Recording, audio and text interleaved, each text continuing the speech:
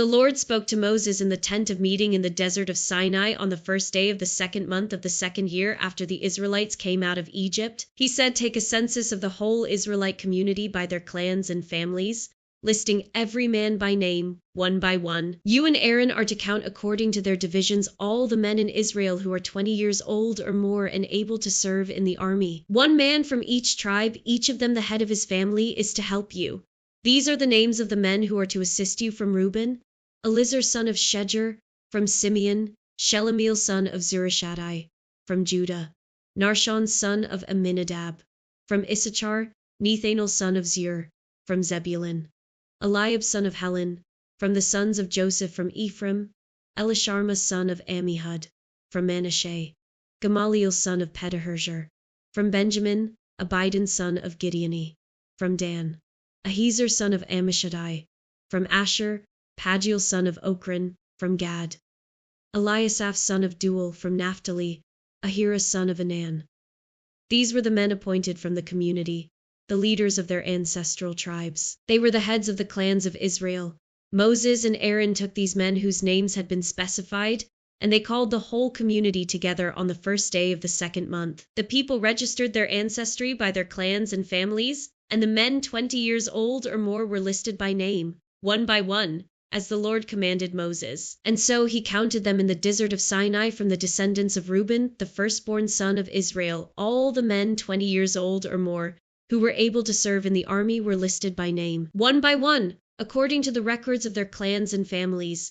The number from the tribe of Reuben was 46,500. From the descendants of Simeon, all the men 20 years old or more who were able to serve in the army were counted and listed by name, one by one, according to the records of their clans and families. The number from the tribe of Simeon was 59,300. From the descendants of Gad, all the men 20 years old or more who were able to serve in the army were listed by name, according to the records of their clans and families. The number from the tribe of Gad was 45,650. From the descendants of Judah, all the men 20 years old or more who were able to serve in the army were listed by name, according to the records of their clans and families. The number from the tribe of Judah was 74,600. From the descendants of Issachar, all the men 20 years old or more who were able to serve in the army were listed by name, according to the records of their clans and families. The number from the tribe of Issachar was 54,400. From the descendants of Zebulun, all the men 20 years old or more who were able to serve in the army were listed by name,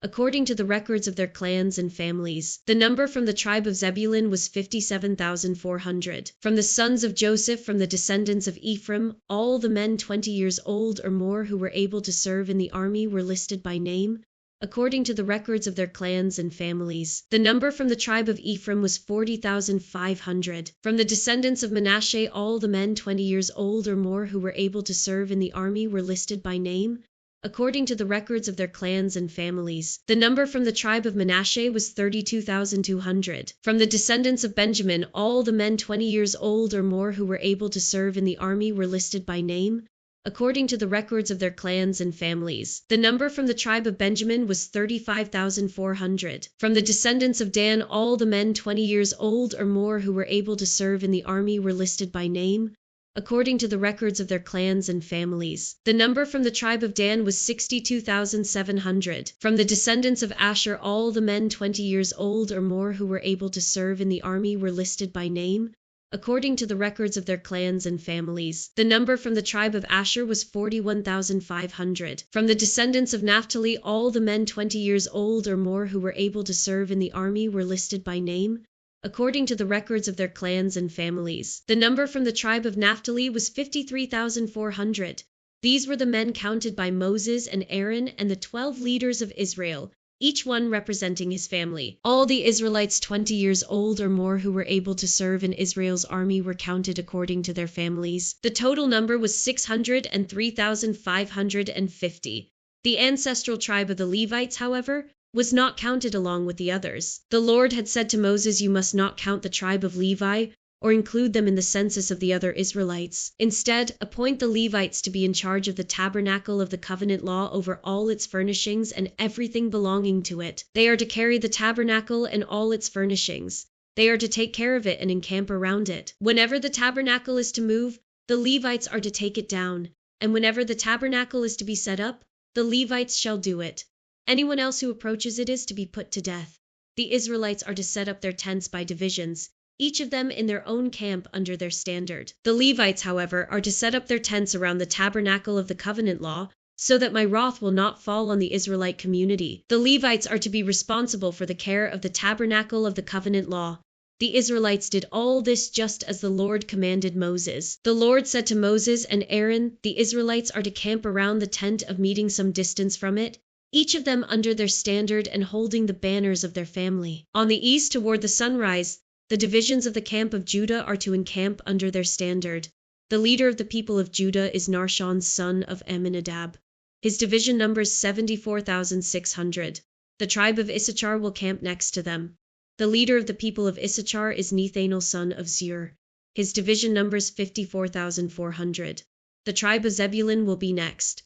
The leader of the people of Zebulun is Eliab son of Helon. His division numbers 57,400. All the men assigned to the camp of Judah, according to their divisions, number 186,400. All the men south will be the divisions of the camp of Reuben under their standard. The leader of the people of Reuben is Elizur son of Shejer. His division numbers 46,500. The tribe of Simeon will camp next to them. The leader of the people of Simeon is Shelumiel son of Zurishaddai. His division numbers 59,300. The tribe of Gad will be next. The leader of the people of Gad is Eliasaph son of Duel. His division numbers 45,650. All the men assigned to the camp of Reuben, according to their divisions, number 150. They will set out second. Then the tent of meeting and the camp of the Levites will set out in the middle of the camps. They will set out in the same order as they encamp, each in their own place under their standard. On the west will be the divisions of the camp of Ephraim under their standard. The leader of the people of Ephraim is Elishama son of Ammihud. His division numbers 40,500. The tribe of Manasseh will be next to them. The leader of the people of Manasseh is Gamaliel son of Pedahurzer. His division numbers 32,200. The tribe of Benjamin will be next. The leader of the people of Benjamin is Abidan son of Gideoni. His division numbers 35,400. All the men assigned to the camp of Ephraim, according to their divisions, number 108,100. All the men assigned. On the north will be the divisions of the camp of Dan under their standard. The leader of the people of Dan is Ahiezer son of Ammishaddai. Of Asher will camp next to them. The tribe of Asher will camp next to them. The leader of the people of Asher is Pagiel son of Okran. His division numbers 41,500. The tribe of Naphtali will be next. The leader of the people of Naphtali is Ahira son of Anan. His division numbers 53,400. All the men assigned to the camp of Dan number 157,600. These are the Israelites, counted according to their families. All the men in the camps by their divisions, number 600 and 3,500 and 3,550. Other Israelites, as the Lord commanded Moses. So the Israelites did everything the Lord commanded Moses. That is the way they encamped under their standards, and that is the way they set out, each of them with their clan and family. This is the account of the family of Aaron and Moses at the time the Lord spoke to Moses at Mount Sinai. The names of the sons of Aaron were Nadab the firstborn, and Abihu, Eleazar, and Ithamar. Those were the names of Aaron's sons, the anointed priests, who were ordained to serve as priests. Nadab and Abihu, however, died before the Lord when they made an offering with unauthorized fire before him in the desert of Sinai. They had no sons, so Eleazar and Ithamar served as priests during the lifetime of their father Aaron. The Lord said to Moses, "Bring the tribe of Levi and present them to Aaron the priest to assist him. They are to perform duties for him and for the whole community at the tent of meeting by doing the work of the tabernacle. They are to take care of all the furnishings of the tent of meeting, fulfilling the obligations of the Israelites by doing the work of the tabernacle. Give the Levites to Aaron and his sons. They are the Israelites who are to be given wholly to him. Appoint Aaron and his sons to serve as priests. Anyone else who approaches the sanctuary is to be put to death." The Lord also said to Moses, "I have taken the Levites from among the Israelites in place of the first male offspring of every Israelite woman. The Levites are mine, for all the firstborn are mine. When I struck down all the firstborn in Egypt, I set apart for myself every firstborn in Israel, whether human or animal. They are to be mine. I am the Lord. The Lord said to Moses in the desert of Sinai, "Count the Levites by their families and clans. Count every male a month old or more." So Moses counted them, as he was commanded by the word of the Lord. These were the names of the sons of Levi: Gershon, Kohath, and Merari. These were the names of the Gershonite clans: Libni and Shimei. The Kohathite clans: Amram, Ishah, Hebron, and Aziel. The Merarite clans: Marli and Mushi. These were the Levite clans according to their families.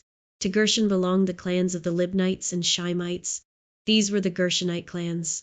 The number of all the males a month old or more who were counted was 7,500. The Gershonite clans were to camp on the west, behind the tabernacle. The leader of the families of the Gershonites was Eliasaph, son of Lael.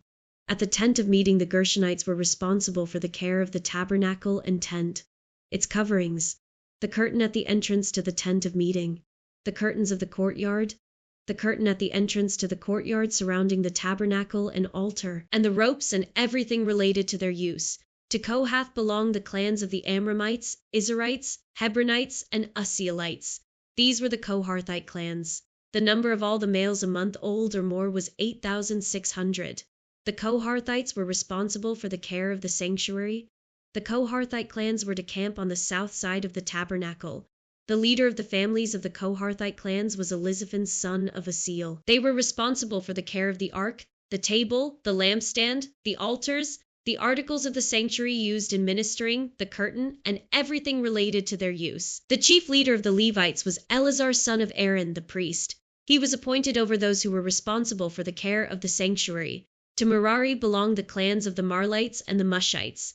These were the Merite clans. The number of all the males a month old or more who were counted was 6,200. The leader of the families of the Merorite clans was Uriel, son of Abihail. They were to camp on the north side of the tabernacle. The Merarites were appointed to take care of the frames of the tabernacle, its crossbars, posts, bases, all its equipment, and everything related to their use, as well as the posts of the surrounding courtyard with their bases, tent pegs, and ropes. Moses and Aaron and his sons were to camp to the east of the tabernacle, toward the sunrise, in front of the tent of meeting. They were responsible for the care of the sanctuary on behalf of the Israelites. Anyone else who approached the sanctuary was to be put to death. The total number of Levites counted at the Lord's command by Moses and Aaron according to their clans, including every male a month old or more, was 22,000. The Lord said to Moses, "Count all the firstborn Israelite males who are a month old or more and make a list of their names. Take the Levites for me in place of all the firstborn of the Israelites, and the livestock of the Levites in place of all the firstborn of the livestock of the Israelites. I am the Lord." So Moses counted all the firstborn of the Israelites as the Lord commanded him. The total number of firstborn males a month old or more listed by name was 22,273. The Lord also said to Moses, "Take the Levites in place of all the firstborn of Israel, and the livestock of the Levites in place of their livestock. The Levites are to be mine. I am the Lord, to redeem the 273 firstborn Israelites who exceed the number of the Levites. Collect 5 shekels for each one, according to the sanctuary shekel, which weighs 20 gerahs. Give the money for the redemption of the additional Israelites to Aaron and his sons." So Moses collected the redemption money from those who exceeded the number redeemed by the Levites. From the firstborn of the Israelites he collected silver weighing 1,365 shekels, according to the sanctuary shekel. Moses gave the redemption money to Aaron and his sons, as he was commanded by the word of the Lord. The Lord said to Moses and Aaron, "Take a census of the Kohathite branch of the Levites by their clans and families. Count all the men from 30 to 50 years of age who come to serve in the work at the tent of meeting. This is the work of the Kohathites at the tent of meeting, the care of the most holy things. When the camp is to move, Aaron and his sons are to go in and take down the shielding curtain and put it over the ark of the covenant law. Then they are to cover the curtain with a durable leather. Spread a cloth of solid blue over that and put the poles in place. Over the table of the presence they are to spread a blue cloth and put on it the plates, dishes, and bowls, and the jars for drink offerings. The bread that is continually there is to remain on it. They are to spread a scarlet cloth over them. Cover that with the durable leather and put the poles in place. They are to take a blue cloth and cover the lampstand that is for light, together with its lamps, its wick trimmers and trays, and all its jars for the olive oil used to supply it. Then they are to wrap it and all its accessories in a covering of the durable leather and put it on a carrying frame. Over the gold altar they are to spread a blue cloth and cover that with the durable leather and put the poles in place. They are to take all the articles used for ministering in the sanctuary, wrap them in a blue cloth, cover that with the durable leather and put them on a carrying frame. They are to remove the ashes from the bronze altar and spread a purple cloth over it. Then they are to place on it all the utensils used for ministering at the altar, including the firepins, meat forks, shovels, and sprinkling bowls. Over it they are to spread a covering of the durable leather and put the poles in place. After Aaron and his sons have finished covering the holy furnishings and all the holy articles, and when the camp is ready to move, only then are the Kohathites to come and do the carrying. But they must not touch the holy things or they will die. The Kohathites are to carry those things that are in the tent of meeting. Eleazar, son of Aaron, the priest, is to have charge of the oil for the light, the fragrant incense, the regular grain offering, and the anointing oil. He is to be in charge of the entire tabernacle and everything in it, including its holy furnishings and articles. The Lord said to Moses and Aaron, "See that the Kohathite tribal clans are not destroyed from among the Levites, so that they may live and not die when they come near the most holy things. Do this for them. Aaron and his sons are to go into the sanctuary and assign to each man his work and what he is to carry. But the Kohathites must not go in to look at the holy things, even for a moment, or they will die." The Lord said to Moses, "Take a census also of the Gershonites by their families and clans. Count all the men from 30 to 50 years of age who come to serve in the work at the tent of meeting. This is the service of the Gershonite clans in their carrying, and their other work they are to carry the curtains of the tabernacle, that is, the tent of meeting, its covering, and its outer covering of durable leather, the curtains for the entrance to the tent of meeting, the curtains of the courtyard surrounding the tabernacle and altar, the curtain for the entrance to the courtyard, the ropes and all the equipment used in the service of the tent. The Gershonites are to do all that needs to be done with these things. All their service, whether carrying or doing other work, is to be done under the direction of Aaron and his sons. You shall assign to them as their responsibility all they are to carry. This is the service of the Gershonite clans at the tent of meeting. Their duties are to be under the direction of Ithamar, son of Aaron, the priest. Count the Merarites by their clans and families. Count all the men from 30 to 50 years of age who come to serve in the work at the tent of meeting. As part of all their service at the tent, they are to carry the frames of the tabernacle, its crossbars, posts, and bases, as well as the posts of the surrounding courtyard with their bases, tent pegs, ropes, all their equipment, and everything related to their use. Assign to each man the specific things he is to carry. This is the service of the Merarite clans as they work at the tent of meeting under the direction of Ithamar, son of Aaron the priest. Moses, Aaron, and the leaders of the community counted the Kohathites by their clans and families. All the men from 30 to 50 years of age who came to serve in the work at the tent of meeting, counted by clans, were 2,750. This was the total of all those in the Kohathite clans who served at the tent of meeting. Moses and Aaron counted them according to the Lord's command through Moses. The Gershonites were counted by their clans and families. All the men from 30 to 50 years of age who came to serve in the work at the tent of meeting, counted by their clans and families, were 2,630. This was the total of those in the Gershonite clans who served at the tent of meeting. Moses and Aaron counted them according to the Lord's command. The Merarites were counted by their clans and families. All the men from 30 to 50 years of age who came to serve in the work at the tent of meeting, counted by their clans, were 3,200. This was the total of those in the Merarite clans. Moses and Aaron counted them according to the Lord's command through Moses. So Moses, Aaron, and the leaders of Israel counted all the Levites by their clans and families. All the men from 30 to 50 years of age who came to do the work of serving and carrying the tent of meeting numbered 8,580. At the Lord's command through Moses, each was assigned his work and told what to carry.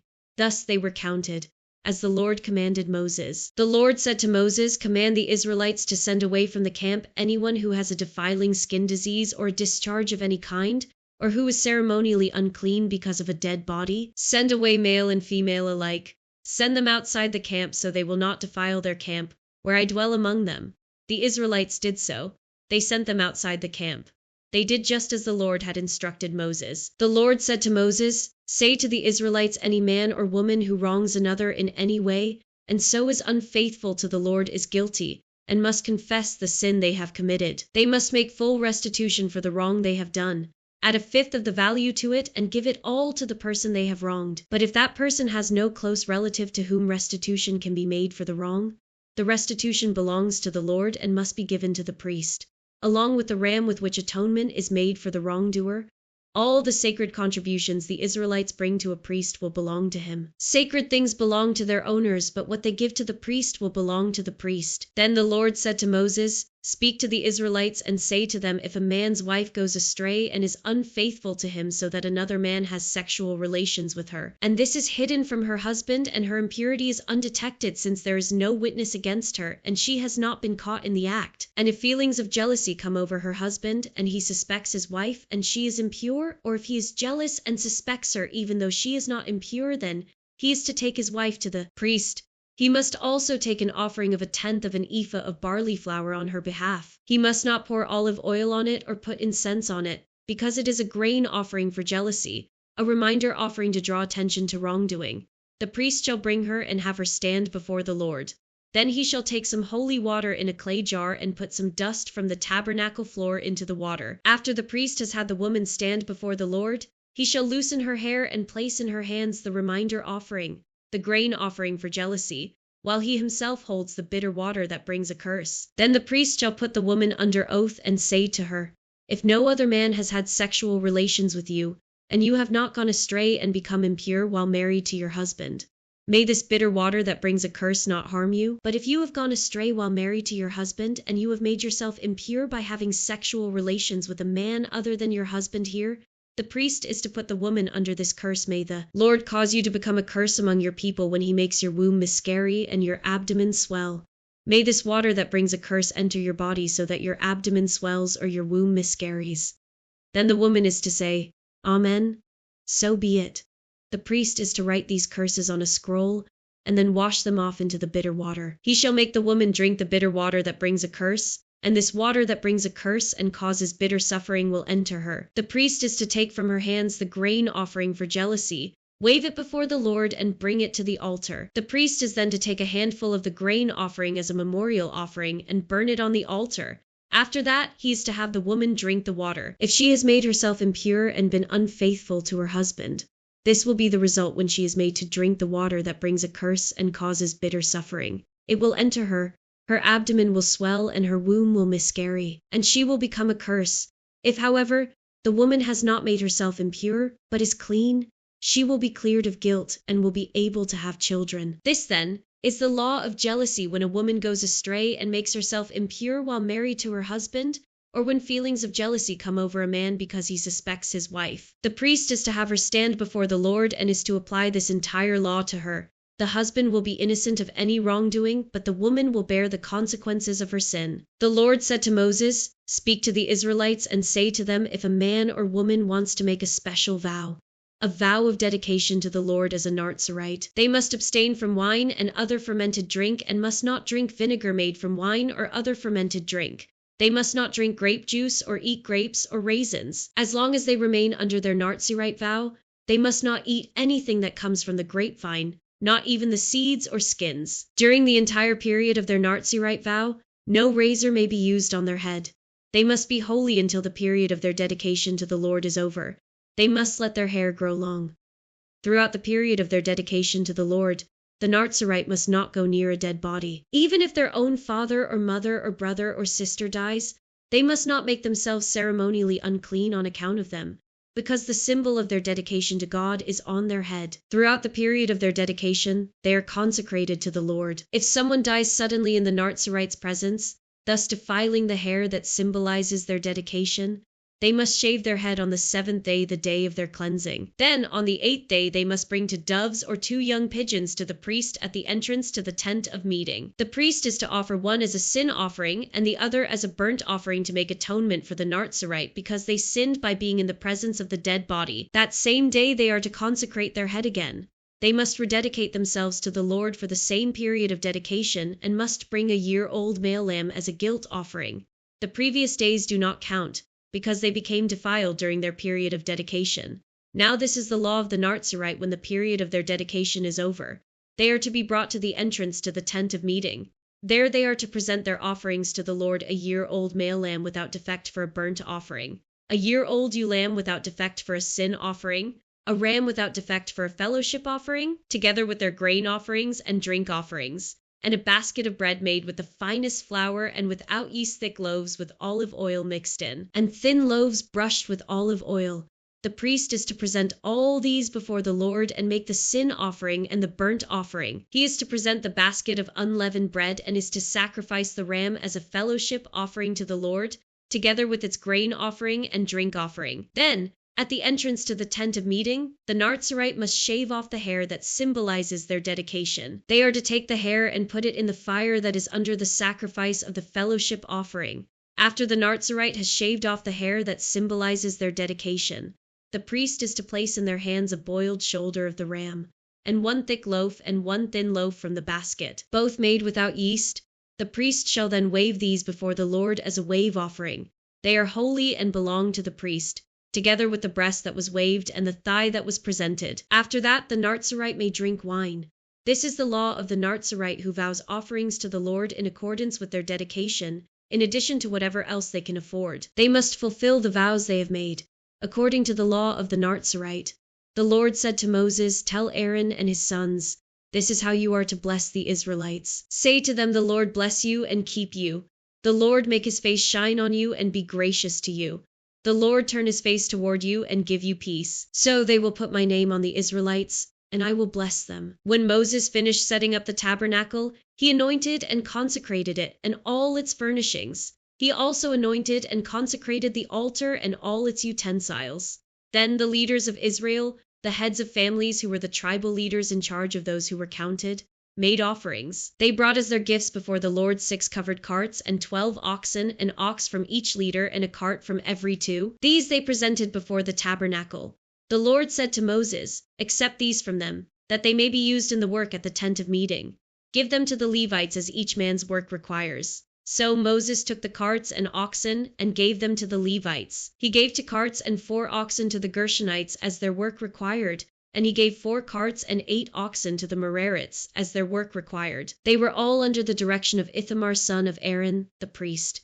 But Moses did not give any to the Kohathites, because they were to carry on their shoulders the holy things, for which they were responsible. When the altar was anointed, the leaders brought their offerings for its dedication and presented them before the altar. For the Lord had said to Moses, "Each day one leader is to bring his offering for the dedication of the altar." The one who brought his offering on the first day was Nahshon son of Amminadab of the tribe of Judah. His offering was 1 silver plate weighing 130 shekels and 1 silver sprinkling bowl weighing 70 shekels, both according to the sanctuary shekel, each filled with the finest flour mixed with olive oil as a grain offering. 1 gold dish weighing 10 shekels, filled with incense, 1 young bull, 1 ram, and 1 male lamb a year old for a burnt offering, 1 male goat for a sin offering, and 2 oxen, 5 rams, 5 male goats, and 5 male lambs a year old to be sacrificed as a fellowship offering.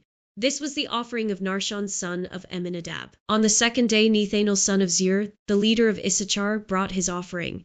The offering he brought was 1 silver plate weighing 130 shekels and 1 silver sprinkling bowl weighing 70 shekels, both according to the sanctuary shekel, each filled with the finest flour mixed with olive oil as a grain offering. 1 gold dish weighing 10 shekels, filled with incense, 1 young bull, 1 ram, and 1 male lamb a year old for a burnt offering, 1 male goat for a sin offering, and 2 oxen, 5 rams, 5 male goats, and 5 male lambs a year old to be sacrificed as a fellowship offering. This was the offering of Nethanel son of Zur. On the third day, Eliab son of Helon, the leader of the people of Zebulun, brought his offering.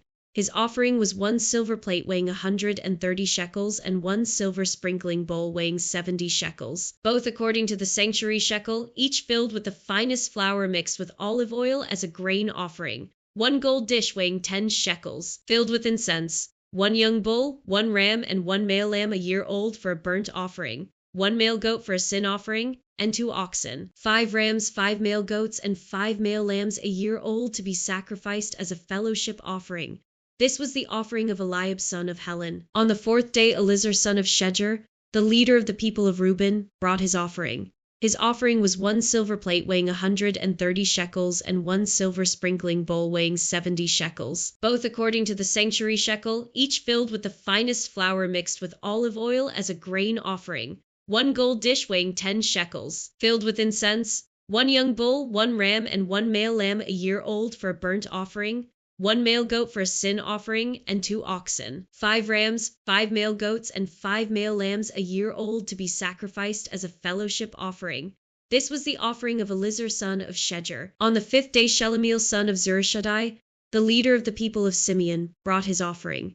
His offering was 1 silver plate weighing 130 shekels and 1 silver sprinkling bowl weighing 70 shekels, both according to the sanctuary shekel, each filled with the finest flour mixed with olive oil as a grain offering, 1 gold dish weighing 10 shekels, filled with incense, 1 young bull, 1 ram, and 1 male lamb a year old for a burnt offering, 1 male goat for a sin offering, and 2 oxen, 5 rams, 5 male goats, and 5 male lambs a year old to be sacrificed as a fellowship offering.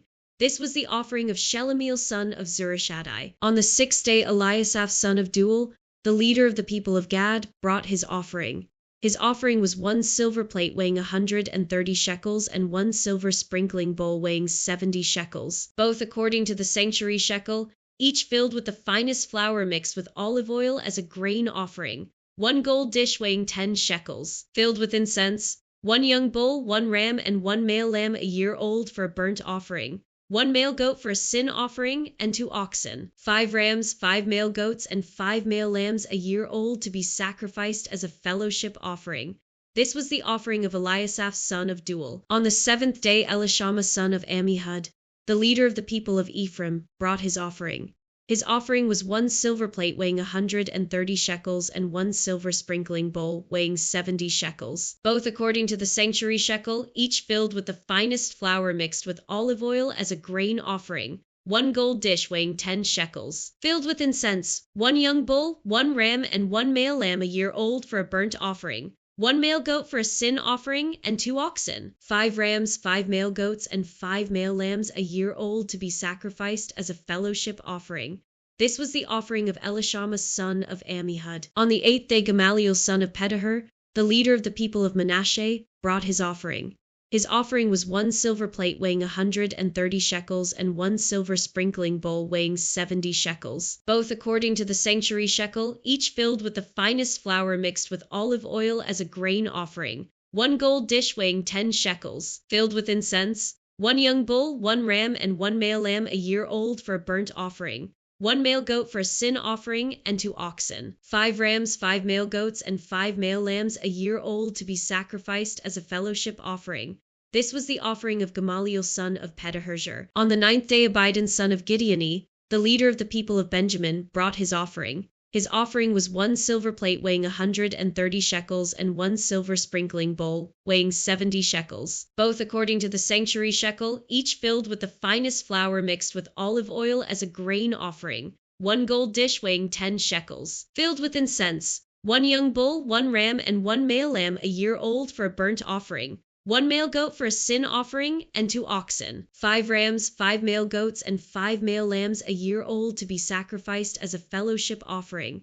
This was the offering of Abidan son of Gideoni. On the 10th day Ahiezer son of Ammishaddai, the leader of the people of Dan, brought his offering.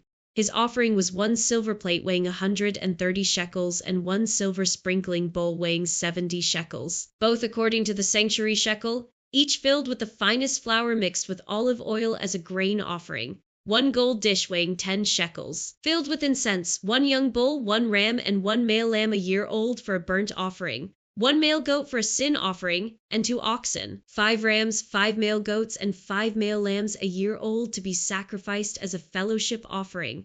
This was the offering of Ahiezer son of Ammishaddai. On the 11th day Pagiel son of Ochran, the leader of the people of Asher, brought his offering. His offering was 1 silver plate weighing 130 shekels and 1 silver sprinkling bowl weighing 70 shekels, both according to the sanctuary shekel, each filled with the finest flour mixed with olive oil as a grain offering, 1 gold dish weighing 10 shekels, filled with incense, 1 young bull, 1 ram, and 1 male lamb a year old for a burnt offering, 1 male goat for a sin offering, and 2 oxen, 5 rams, 5 male goats, and 5 male lambs a year old to be sacrificed as a fellowship offering.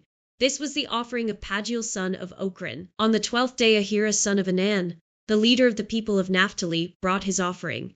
His offering was 1 silver plate weighing 130 shekels and 1 silver sprinkling bowl weighing 70 shekels, both according to the sanctuary shekel, each filled with the finest flour mixed with olive oil as a grain offering, 1 gold dish weighing 10 shekels, filled with incense, 1 young bull, 1 ram, and 1 male lamb a year old for a burnt offering, 1 male goat for a sin offering, and 2 oxen, 5 rams, 5 male goats, and 5 male lambs a year old to be sacrificed as a fellowship offering.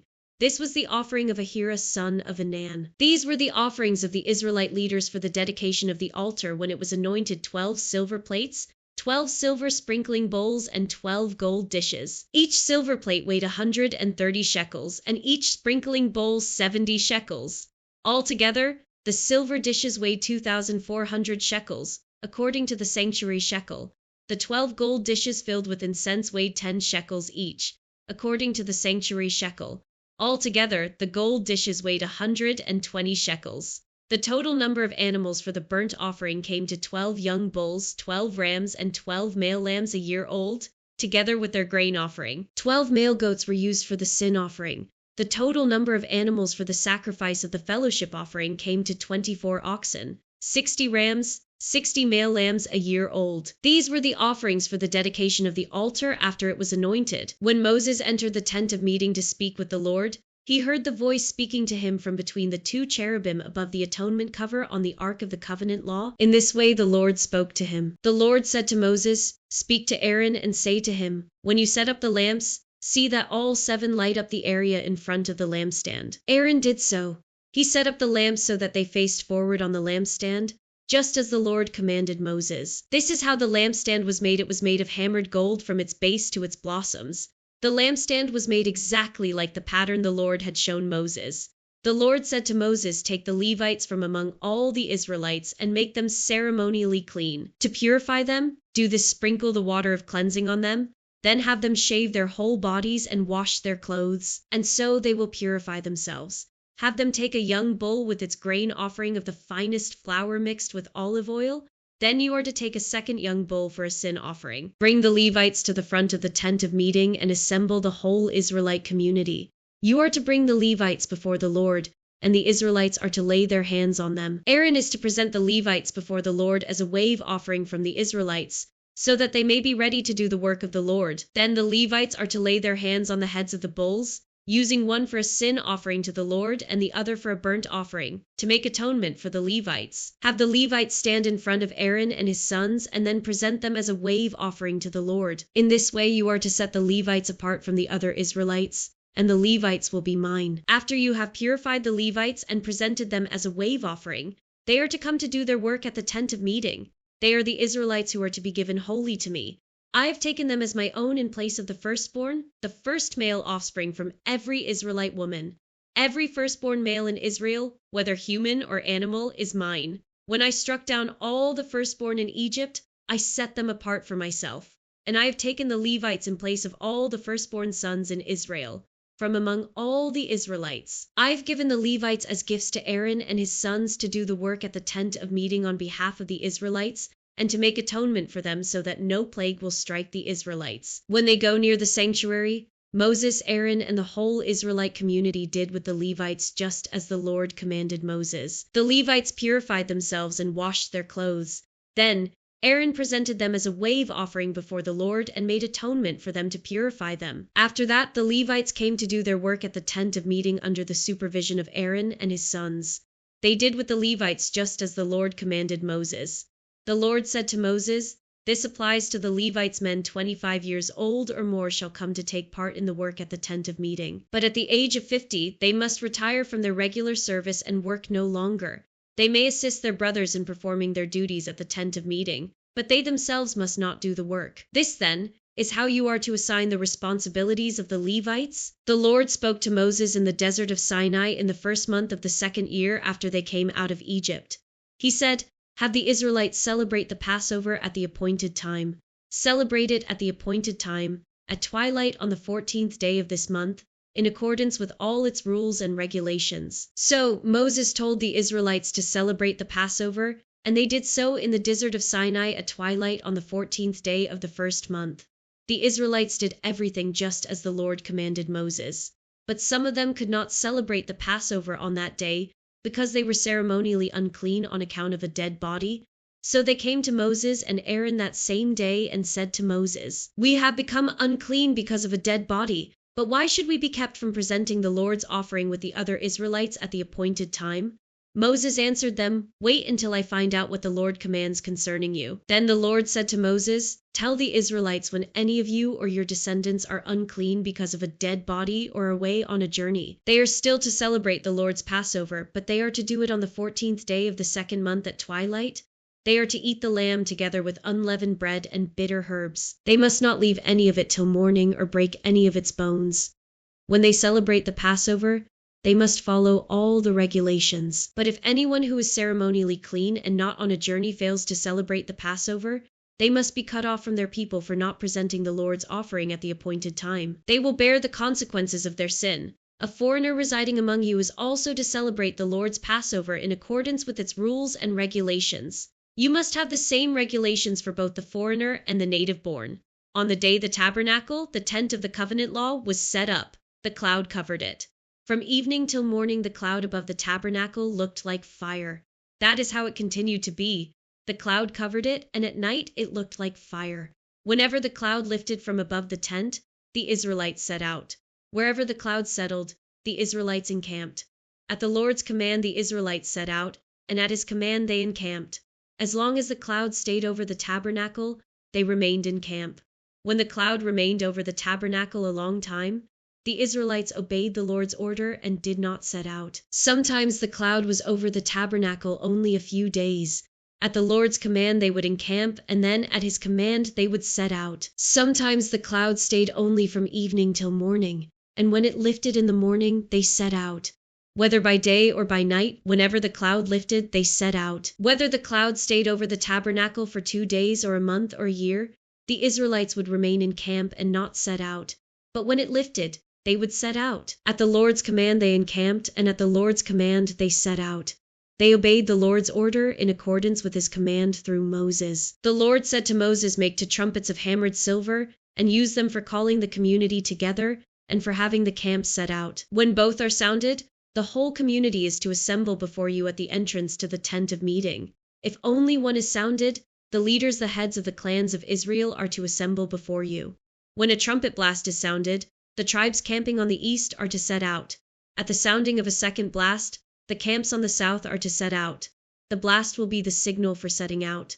To gather the assembly, blow the trumpets, but not with the signal for setting out. The sons of Aaron, the priests, are to blow the trumpets. This is to be a lasting ordinance for you and the generations to come.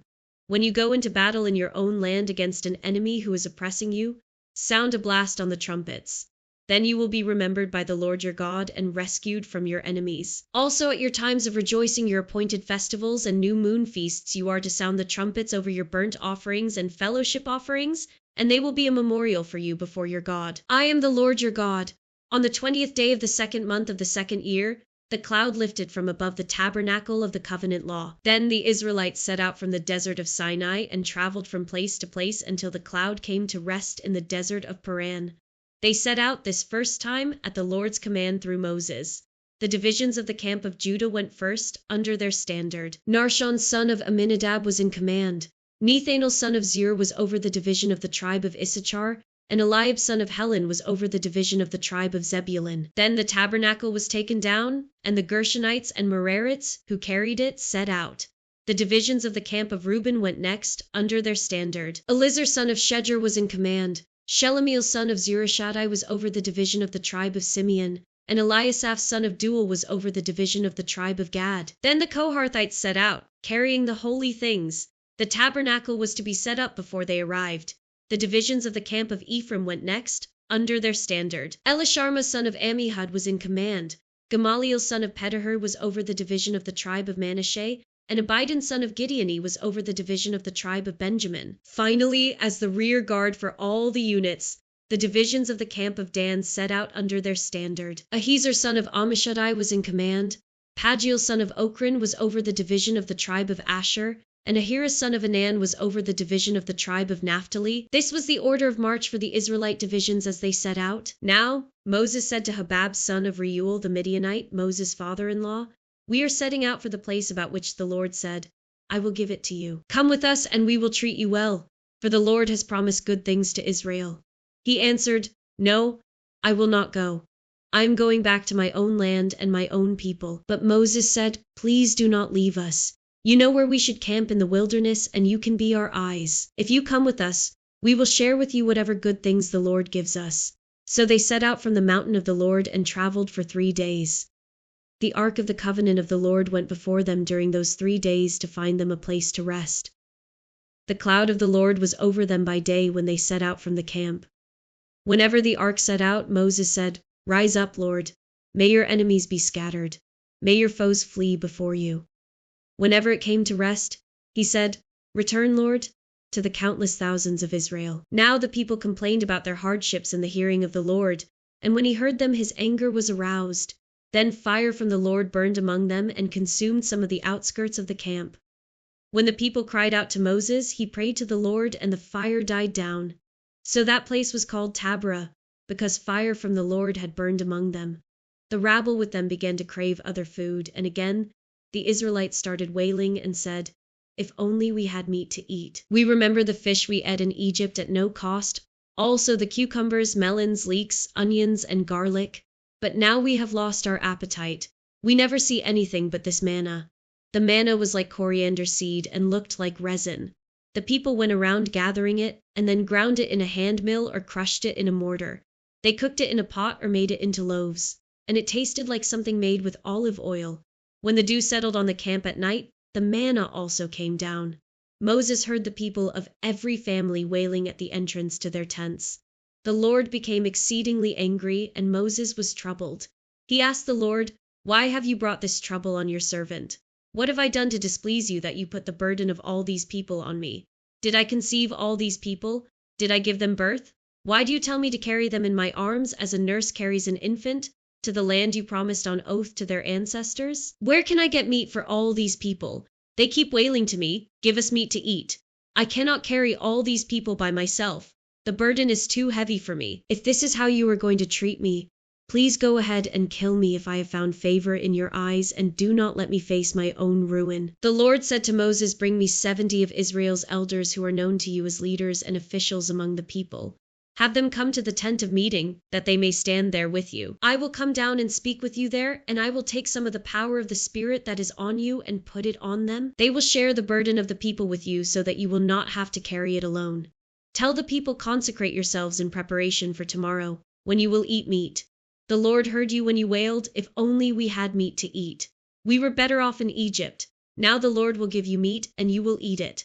You will not eat it for just 1 day or 2 days, or 5, 10, or 20 days, but for a whole month, until it comes out of your nostrils and you loathe it because you have rejected the Lord, who is among you, and have wailed before him, saying, 'Why did we ever leave Egypt?' But Moses said, 'Here I am among 600,000 men on foot, and you say, I will give them meat to eat for a whole month. Would they have enough if flocks and herds were slaughtered for them? Would they have enough if all the fish in the sea were caught for them?' The Lord answered Moses, 'Is the Lord's arm too short? Now you will see whether or not what I say will come true for you.' So Moses went out and told the people what the Lord had said. He brought together 70 of their elders and had them stand around the tent. Then the Lord came down in the cloud and spoke with him, and he took some of the power of the Spirit that was on him and put it on the 70 elders. When the Spirit rested on them, they prophesied but did not do so again. However, 2 men, whose names were Eldad and Medad, had remained in the camp. They were listed among the elders but did not go out to the tent. Yet the Spirit also rested on them, and they prophesied in the camp. A young man ran and told Moses, "Eldad and Medad are prophesying in the camp." Joshua son of Nun, who had been Moses' aide since youth, spoke up and said, "Moses, my lord, stop them." But Moses replied, "Are you jealous for my sake? I wish that all the Lord's people were prophets, and that the Lord would put his Spirit on them." Then Moses and the elders of Israel returned to the camp. Now a wind went out from the Lord and drove quail in from the sea. It scattered them up to 2 cubits deep all around the camp, as far as a day's walk in any direction. All that day and night and all the next day the people went out and gathered quail. No one gathered less than 10 homers. Then they spread them out all around the camp. But while the meat was still between their teeth and before it could be consumed, the anger of the Lord burned against the people, and he struck them with a severe plague. Therefore the place was named Kibroth Hattava, because there they buried the people who had craved other food. From Kibroth Hattava the people traveled to Hazeroth and stayed there. Miriam and Aaron began to talk against Moses because of his Cushite wife, for he had married a Cushite. Has the Lord spoken only through Moses? They asked. Hasn't he also spoken through us? And the Lord heard this. Now Moses was a very humble man, more humble than anyone else on the face of the earth. At once the Lord said to Moses, Aaron, and Miriam, "Come out to the tent of meeting, all three of you." So the three of them went out. Then the Lord came down in a pillar of cloud. He stood at the entrance to the tent and summoned Aaron and Miriam. When the two of them stepped forward, he said, "Listen to my words when there is a prophet among you. I, the Lord, reveal myself to them in visions, I speak to them in dreams. But this is not true of my servant Moses. He is faithful in all my house. With him I speak face to face, clearly and not in riddles. He sees the form of the Lord. Why then were you not afraid to speak against my servant Moses?" The anger of the Lord burned against them, and he left them. When the cloud lifted from above the tent, Miriam's skin was leprous. It became as white as snow. Aaron turned toward her and saw that she had a defiling skin disease, and he said to Moses, "Please, my lord, I ask you not to hold against us the sin we have so foolishly committed. Do not let her be like a stillborn infant coming from its mother's womb with its flesh half eaten away." So Moses cried out to the Lord, "Please, God, heal her." The Lord replied to Moses, "If her father had spit in her face, would she not have been in disgrace for 7 days? Confine her outside the camp for 7 days. After that she can be brought back." So Miriam was confined outside the camp for 7 days, and the people did not move on till she was brought back. After that the people left Hazeroth and encamped in the desert of Paran. The Lord said to Moses, "Send some men to explore the land of Canaan, which I am giving to the Israelites. From each ancestral tribe send one of its leaders." So at the Lord's command Moses sent them out from the desert of Paran. All of them were leaders of the Israelites.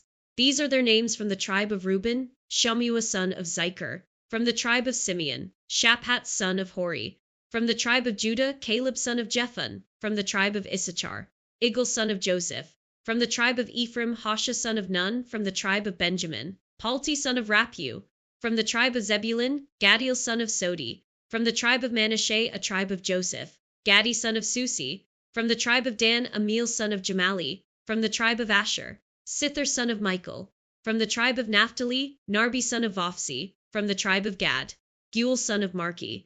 These are the names of the men Moses sent to explore the land. Moses gave Hoshea son of Nun the name Joshua. When Moses sent them to explore Canaan, he said, "Go up through the Negev and on into the hill country. See what the land is like and whether the people who live there are strong or weak, few or many. What kind of land do they live in? Is it good or bad? What kind of towns do they live in? Are they unwalled or fortified? How is the soil? Is it fertile or poor? Are there trees in it or not? Do your best to bring back some of the fruit of the land." It was the season for the first ripe grapes. So they went up and explored the land from the desert of Zin as far as Rehob, toward Labo Hamath. They went up through the Negev and came to Hebron, where Heman, Sheshai, and Talmai, the descendants of Anak, lived. Hebron had been built 7 years before Zoan in Egypt. When they reached the valley of Eshcol, they cut off a branch bearing a single cluster of grapes. 2 of them carried it on a pole between them, along with some pomegranates and figs. That place was called the Valley of Eshcol because of the cluster of grapes the Israelites cut off there. At the end of 40 days they returned from exploring the land. They came back to Moses and Aaron and the whole Israelite community at Kadesh in the desert of Paran. There they reported to them and to the whole assembly and showed them the fruit of the land. They gave Moses this account: "We went into the land to which you sent us, and it does flow with milk and honey. Here is its fruit. But the people who live there are powerful, and the cities are fortified and very large. We even saw descendants of Anak there. The Amalekites live in the Negev, the Hittites, Jebusites, and Amorites live in the hill country, and the Canaanites live near the sea and along the Jordan." Then Caleb silenced the people before Moses and said, "We should go up and take possession of the land, for we can certainly do it." But the men who had gone up with him said, "We can't attack those people. They are stronger than we are." And they spread among the Israelites a bad report about the land they had explored. They said, The land we explored devours those living in it. All the people we saw there are of great size. We saw the Nephilim there, the descendants of Anak come from the Nephilim. We seemed like grasshoppers in our own eyes, and we looked the same to them. That night all the members of the community raised their voices and wept aloud. All the Israelites grumbled against Moses and Aaron, and the whole assembly said to them, "If only we had died in Egypt, or in this wilderness! Why is the Lord bringing us to this land only to let us fall by the sword? Our wives and children will be taken as plunder. Wouldn't it be better for us to go back to Egypt?" And they said to each other, "We should choose a leader and go back to Egypt." Then Moses and Aaron fell face down in front of the whole Israelite assembly gathered there. Joshua son of Nun and Caleb son of Jephunneh, who were among those who had explored the land, tore their clothes and said to the entire Israelite assembly, "The land we passed through and explored is exceedingly good. If the Lord is pleased with us, he will lead us into that land, a land flowing with milk and honey, and will give it to us. Only do not rebel against the Lord, and do not be afraid of the people of the land, because we will devour them. Their protection is gone, but the Lord is with us. Do not be afraid of them." But the whole assembly talked about stoning them. Then the glory of the Lord appeared at the tent of meeting to all the Israelites. The Lord said to Moses, "How long will these people treat me with contempt? How long will they refuse to believe in me, in spite of all the signs I have performed among them? I will strike them down with a plague and destroy them, but I will make you into a nation greater and stronger than they." Moses said to the Lord, "Then the Egyptians will hear about it. By your power you brought these people up from among them, and they will tell the inhabitants of this land about it. They have already heard that you, Lord, are with these people, and that you, Lord, have been seen face to face, that your cloud stays over them, and that you go before them in a pillar of cloud by day and a pillar of fire by night. If you put all these people to death, leaving none alive, the nations who have heard this report about you will say, 'The Lord was not able to bring these people into the land he promised them on oath. So he slaughtered them in the wilderness. Now may the Lord's strength be displayed, just as you have declared the Lord is slow to anger, abounding in love and forgiving sin and rebellion. Yet he does not leave the guilty unpunished. He punishes the children for the sin of the parents to the third and fourth generation. In accordance with your great love, forgive the sin of these people, just as you have pardoned them from the time they left Egypt until now.' The Lord replied, 'I have forgiven them, as you asked. Nevertheless, as surely as I live and as surely as the glory of the Lord fills the whole earth, not one of those who saw my glory and the signs I performed in Egypt and in the wilderness, but who disobeyed me and tested me 10 times, not one of them will ever see the land I promised on oath to their ancestors. No one who has treated me with contempt will ever see it. But because my servant Caleb has a different spirit and follows me wholeheartedly, I will bring him into the land he went to, and his descendants will inherit it. Since the Amalekites and the Canaanites are living in the valleys, turn back tomorrow and set out toward the desert along the route to the Red Sea." The Lord said to Moses and Aaron, "How long will this wicked community grumble against me? I have heard the complaints of these grumbling Israelites. So tell them, 'As surely as I live, declares the Lord, I will do to you the very thing I heard you say in this wilderness. Your bodies will fall, every one of you 20 years old or more who was counted in the census and who has grumbled against me. Not one of you will enter the land I swore with uplifted hand to make your home, except Caleb son of Jephunneh and Joshua son of Nun. As for your children that you said would be taken as plunder, I will bring them in to enjoy the land you have rejected. But as for you, your bodies will fall in this wilderness. Your children will be shepherds here for 40 years, suffering for your unfaithfulness until the last of your bodies lies in the wilderness. For 40 years, 1 year for each of the 40 days you explored the land, you will suffer for your sins and know what it is like to have me against you. I, the Lord, have spoken, and I will surely do these things to this whole wicked community, which has banded together against me. They will meet their end in this wilderness. Here they will die." So the men Moses had sent to explore the land, who returned and made the whole community grumble against him by spreading a bad report about it. These men who were responsible for spreading the bad report about the land were struck down and died of a plague before the Lord. Of the men who went to explore the land, only Joshua son of Nun and Caleb son of Jephunneh survived. When Moses reported this to all the Israelites, they mourned bitterly. Early the next morning they set out for the highest point in the hill country, saying, "Now we are ready to go up to the land the Lord promised. Surely we have sinned." But Moses said, "Why are you disobeying the Lord's command? This will not succeed. Do not go up, because the Lord is not with you. You will be defeated by your enemies, for the Amalekites and the Canaanites will face you there. Because you have turned away from the Lord, he will not be with you, and you will fall by the sword." Nevertheless, in their presumption they went up toward the highest point in the hill country, though neither Moses nor the ark of the Lord's covenant moved from the camp. Then the Amalekites and the Canaanites who lived in that hill country came down and attacked them and beat them down all the way to Hormah. The Lord said to Moses, "Speak to the Israelites and say to them, after you enter the land I am giving you as a home, and you present to the Lord food offerings from the herd or the flock, as an aroma pleasing to the Lord, whether burnt offerings or sacrifices, for special vows or freewill offerings or festival offerings. Then the person who brings an offering shall present to the Lord a grain offering of 1/10 of an ephah of the finest flour mixed with 1/4 of a hin of olive oil. With each lamb for the burnt offering or the sacrifice, prepare 1/4 of a hin of wine as a drink offering. With a ram prepare a grain offering of 2/10 of an ephah of the finest flour mixed with 1/3 of a hin of olive oil and 1/3 of a hin of wine as a drink offering. Offer it as an aroma pleasing to the Lord. When you prepare a young bull as a burnt offering or sacrifice, for a special vow or a fellowship offering to the Lord, bring with the bull a grain offering of 3/10 of an ephah of the finest flour mixed with 1/2 a hin of olive oil, and also bring 1/2 a hin of wine as a drink offering. This will be a food offering, an aroma pleasing to the Lord. Each bull or ram, each lamb or young goat is to be prepared in this manner. Do this for each one, for as many as you prepare. Everyone who is native born must do these things in this way when they present a food offering as an aroma pleasing to the Lord. For the generations to come, whenever a foreigner or anyone else living among you presents a food offering as an aroma pleasing to the Lord, they must do exactly as you do. The community is to have the same rules for you and for the foreigner residing among you. This is a lasting ordinance for the generations to come. You and the foreigner shall be the same before the Lord.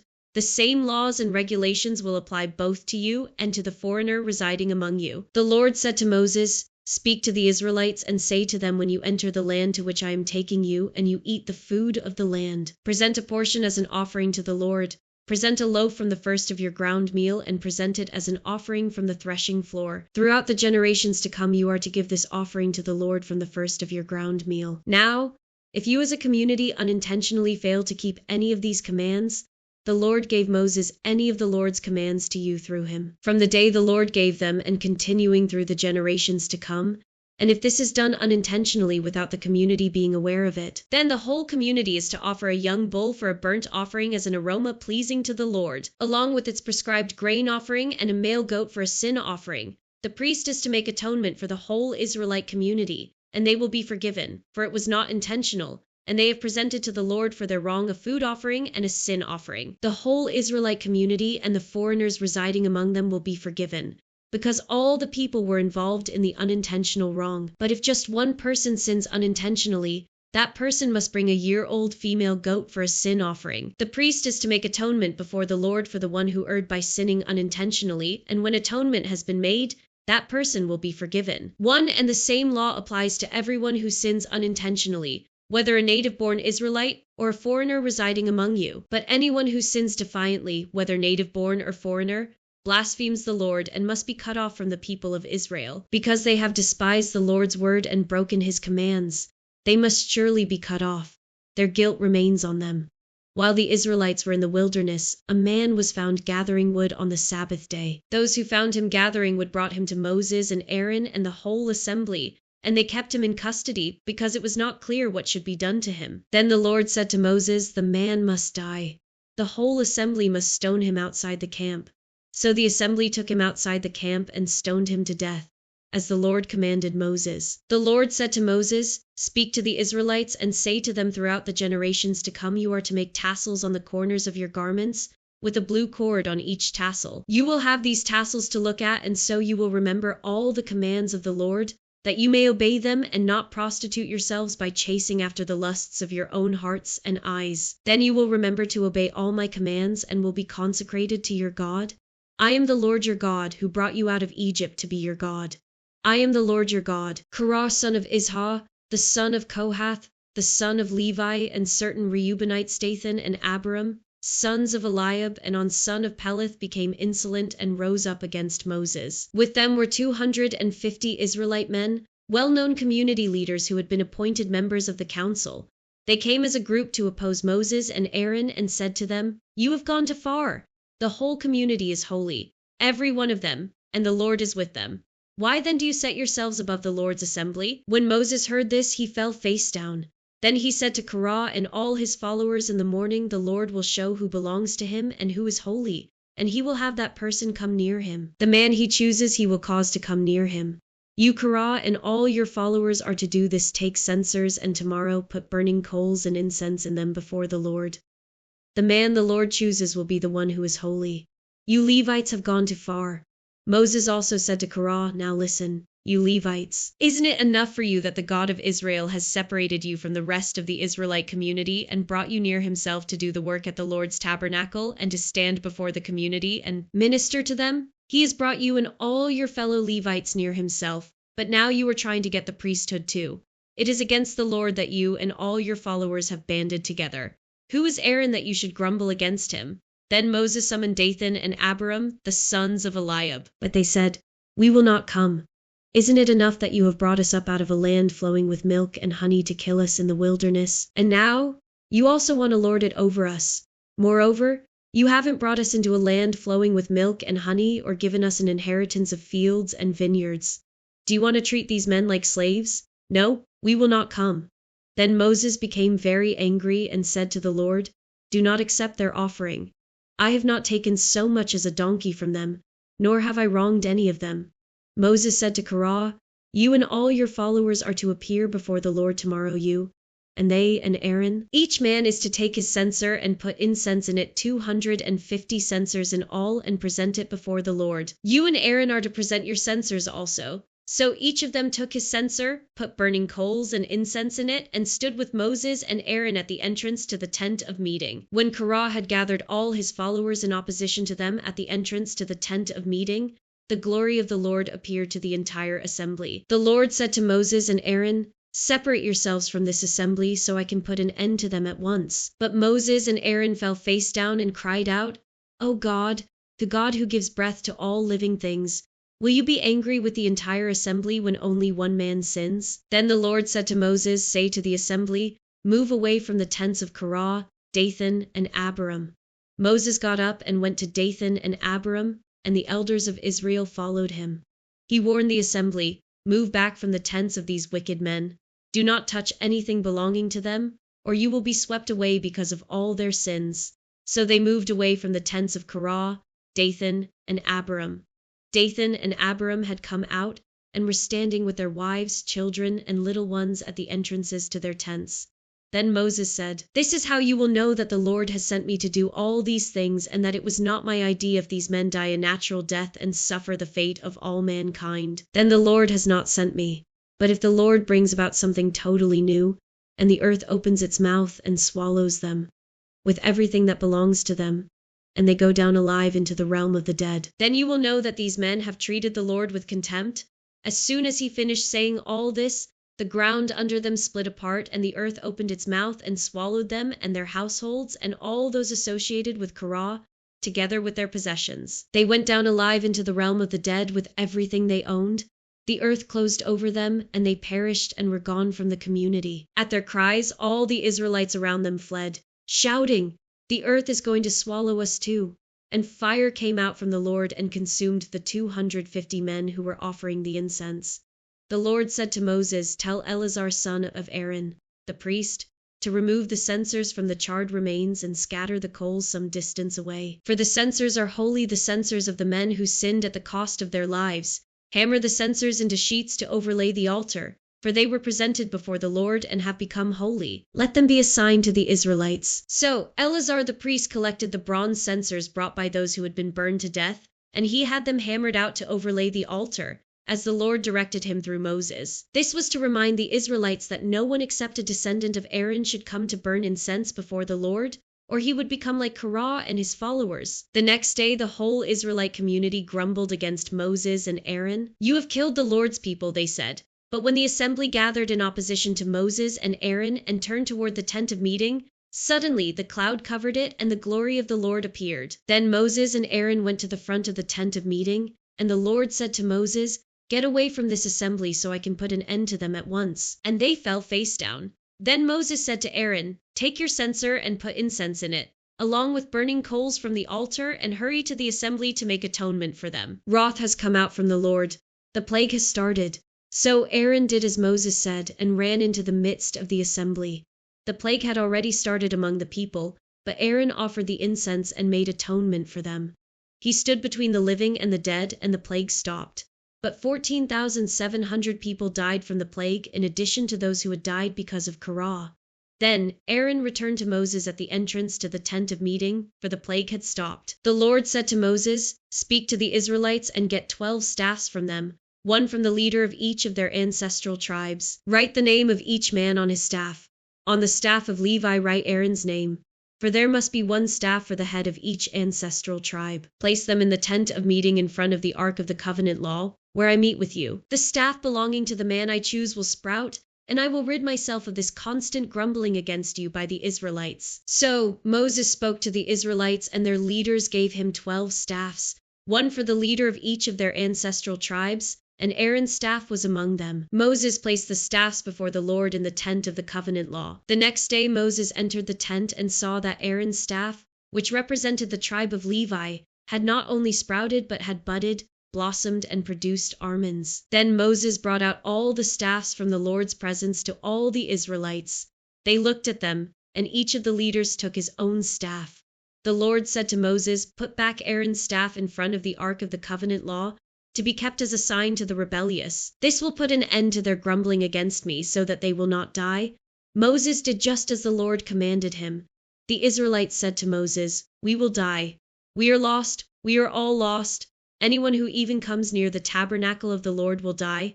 Are we all going to die?" The Lord said to Aaron, "You, your sons, and your family are to bear the responsibility for offenses connected with the sanctuary, and you and your sons alone are to bear the responsibility for offenses connected with the priesthood. Bring your fellow Levites from your ancestral tribe to join you and assist you when you and your sons minister before the tent of the covenant law. They are to be responsible to you and are to perform all the duties of the tent, but they must not go near the furnishings of the sanctuary or the altar. Otherwise both they and you will die.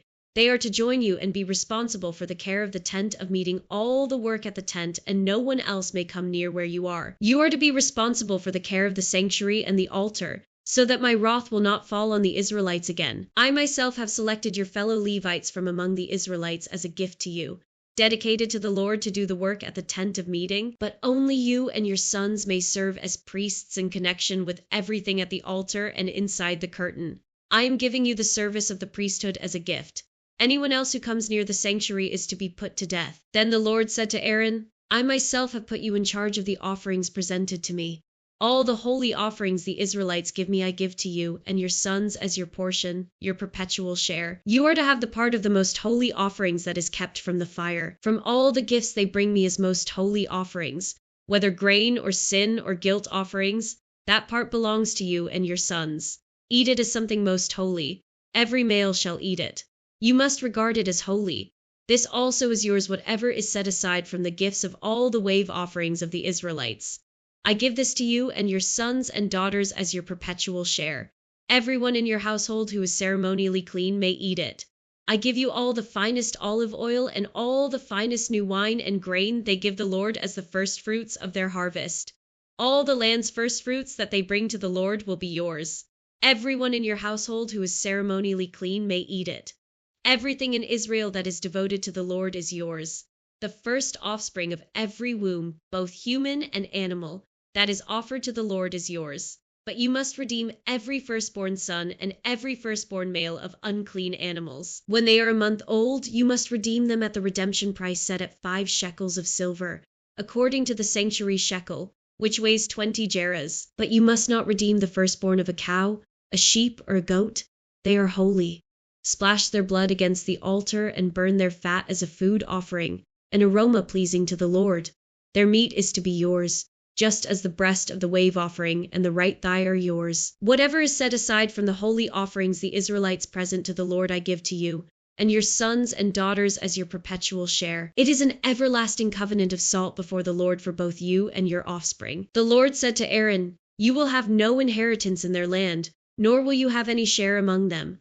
I am your share and your inheritance among the Israelites. I give to the Levites all the tithes in Israel as their inheritance in return for the work they do while serving at the tent of meeting. From now on, the Israelites must not go near the tent of meeting, or they will bear the consequences of their sin and will die. It is the Levites who are to do the work at the tent of meeting and bear the responsibility for any offenses they commit against it. This is a lasting ordinance for the generations to come. They will receive no inheritance among the Israelites. Instead, I give to the Levites as their inheritance the tithes that the Israelites present as an offering to the Lord. That is why I said concerning them, they will have no inheritance among the Israelites. The Lord said to Moses, "Speak to the Levites and say to them, when you receive from the Israelites the tithe I give you as your inheritance, you must present a tenth of that tithe as the Lord's offering. Your offering will be reckoned to you as grain from the threshing floor or juice from the winepress. In this way you also will present an offering to the Lord from all the tithes you receive from the Israelites. From these tithes you must give the Lord's portion to Aaron the priest. You must present as the Lord's portion the best and holiest part of everything given to you. Say to the Levites when you present the best part, it will be reckoned to you as the product of the threshing floor or the winepress. You and your households may eat the rest of it anywhere, for it is your wages for your work at the tent of meeting. By presenting the best part of it you will not be guilty in this matter. Then you will not defile the holy offerings of the Israelites, and you will not die." The Lord said to Moses and Aaron, "This is a requirement of the law that the Lord has commanded. Tell the Israelites to bring you a red heifer without defect or blemish, and that has never been under a yoke. Give it to Eleazar the priest. It is to be taken outside the camp and slaughtered in his presence. Then Eleazar the priest is to take some of its blood on his finger and sprinkle it 7 times toward the front of the tent of meeting. While he watches, the heifer is to be burned its hide, flesh, blood, and intestines. The priest is to take some cedar wood, hyssop, and scarlet wool and throw them onto the burning heifer. After that, the priest must wash his clothes and bathe himself with water. He may then come into the camp, but he will be ceremonially unclean till evening. The man who burns it must also wash his clothes and bathe with water, and he too will be unclean till evening. A man who is clean shall gather up the ashes of the heifer and put them in a ceremonially clean place outside the camp. They are to be kept by the Israelite community for use in the water of cleansing. It is for purification from sin. The man who gathers up the ashes of the heifer must also wash his clothes, and he too will be unclean till evening. This will be a lasting ordinance both for the Israelites and for the foreigners residing among them. Whoever touches a human corpse will be unclean for 7 days. They must purify themselves with the water on the 3rd day and on the 7th day. Then they will be clean.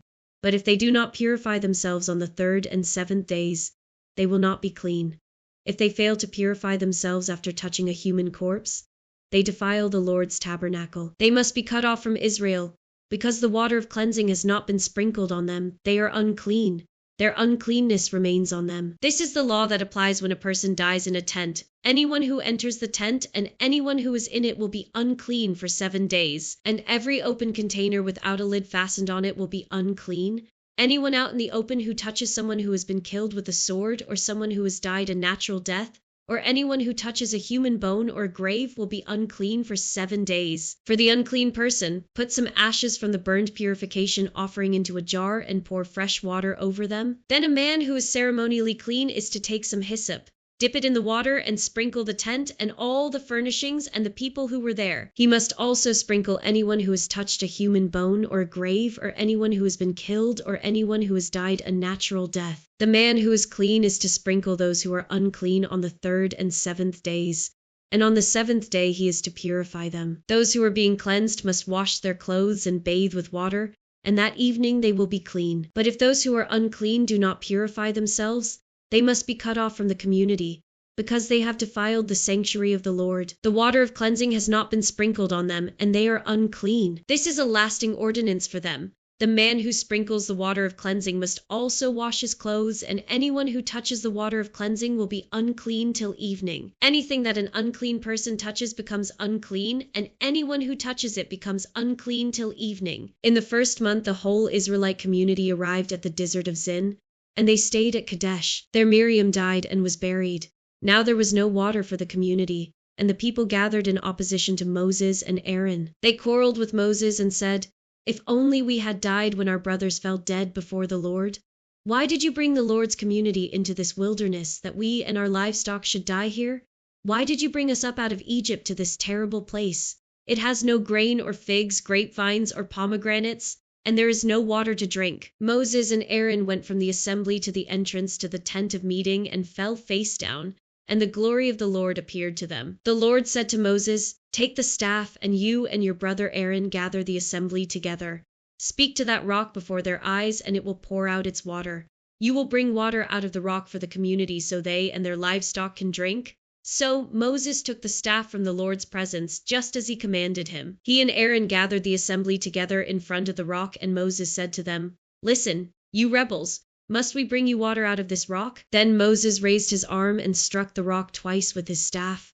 Water gushed out, and the community and their livestock drank. But the Lord said to Moses and Aaron, "Because you did not trust in me enough to honor me as holy in the sight of the Israelites, you will not bring this community into the land I give them." These were the waters of Meribah, where the Israelites quarreled with the Lord and where he was proved holy among them. Moses sent messengers from Kadesh to the king of Dum, saying, "This is what your brother Israel says, you know, about all the hardships that have come on us. Our ancestors went down into Egypt, and we lived there many years. The Egyptians mistreated us and our ancestors, but when we cried out to the Lord, he heard our cry and sent an angel and brought us out of Egypt. Now we are here at Kadesh, a town on the edge of your territory.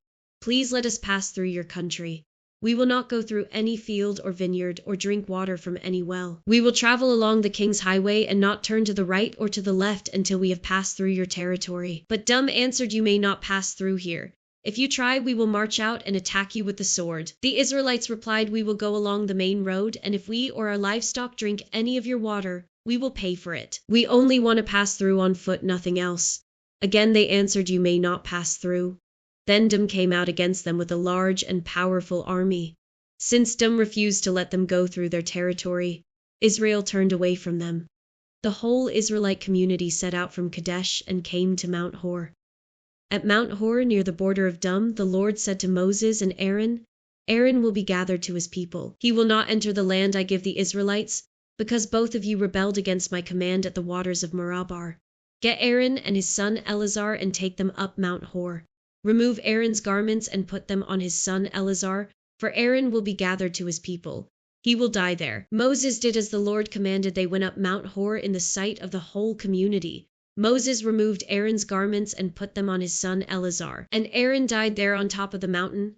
Then Moses and Eleazar came down from the mountain, and when the whole community learned that Aaron had died, all the Israelites mourned for him 30 days. When the Canaanite king of Arad, who lived in the Negev, heard that Israel was coming along the road to Atharim, he attacked the Israelites and captured some of them. Then Israel made this vow to the Lord, "If you will deliver these people into our hands, we will totally destroy their cities." The Lord listened to Israel's plea and gave the Canaanites over to them. They completely destroyed them and their towns, so the place was named Hormah. They traveled from Mount Hor along the route to the Red Sea to go around them, but the people grew impatient on the way. They spoke against God and against Moses and said, "Why have you brought us up out of Egypt to die in the wilderness? There is no bread, there is no water, and we detest this miserable food." Then the Lord sent venomous snakes among them. They bit the people, and many Israelites died. The people came to Moses and said, "We sinned when we spoke against the Lord and against you. Pray that the Lord will take the snakes away from us." So Moses prayed for the people. The Lord said to Moses, "Make a snake and put it up on a pole. Anyone who is bitten can look at it and live." So Moses made a bronze snake and put it up on a pole. Then, when anyone was bitten by a snake and looked at the bronze snake, they lived. The Israelites moved on and camped at Oboth. Then they set out from Oboth and camped in Abram, in the wilderness that faces Moab toward the sunrise. From there they moved on and camped in the Zered Valley. They set out from there and camped alongside the Arnon, which is in the wilderness extending into Amorite territory. The Arnon is the border of Moab, between Moab and the Amorites. That is why the book of the Wars of the Lord says, "Zahar ben Suphah and the ravines, the Arnon and the slopes of the ravines that lead to the settlement of Ar and lie along the border of Moab." From there they continued on to Beer, the well where the Lord said to Moses, "Gather the people together, and I will give them water." Then Israel sang this song, "Spring up, O well, sing about it, about the well that the princes dug, that the nobles of the people sank the nobles with scepters and staffs." Then they went from the wilderness to Mattanah, from Mattanah to Nahaliel, from Narleel to Bamoth, and from Bamoth to the valley in Moab, where the top of Pisgah overlooks the wasteland. Israel sent messengers to say to Sihon, king of the Amorites, "Let us pass through your country. We will not turn aside into any field or vineyard, or drink water from any well. We will travel along the king's highway until we have passed through your territory." But Sihon would not let Israel pass through his territory. He mustered his entire army and marched out into the wilderness against Israel. When he reached Jahaz, he fought with Israel.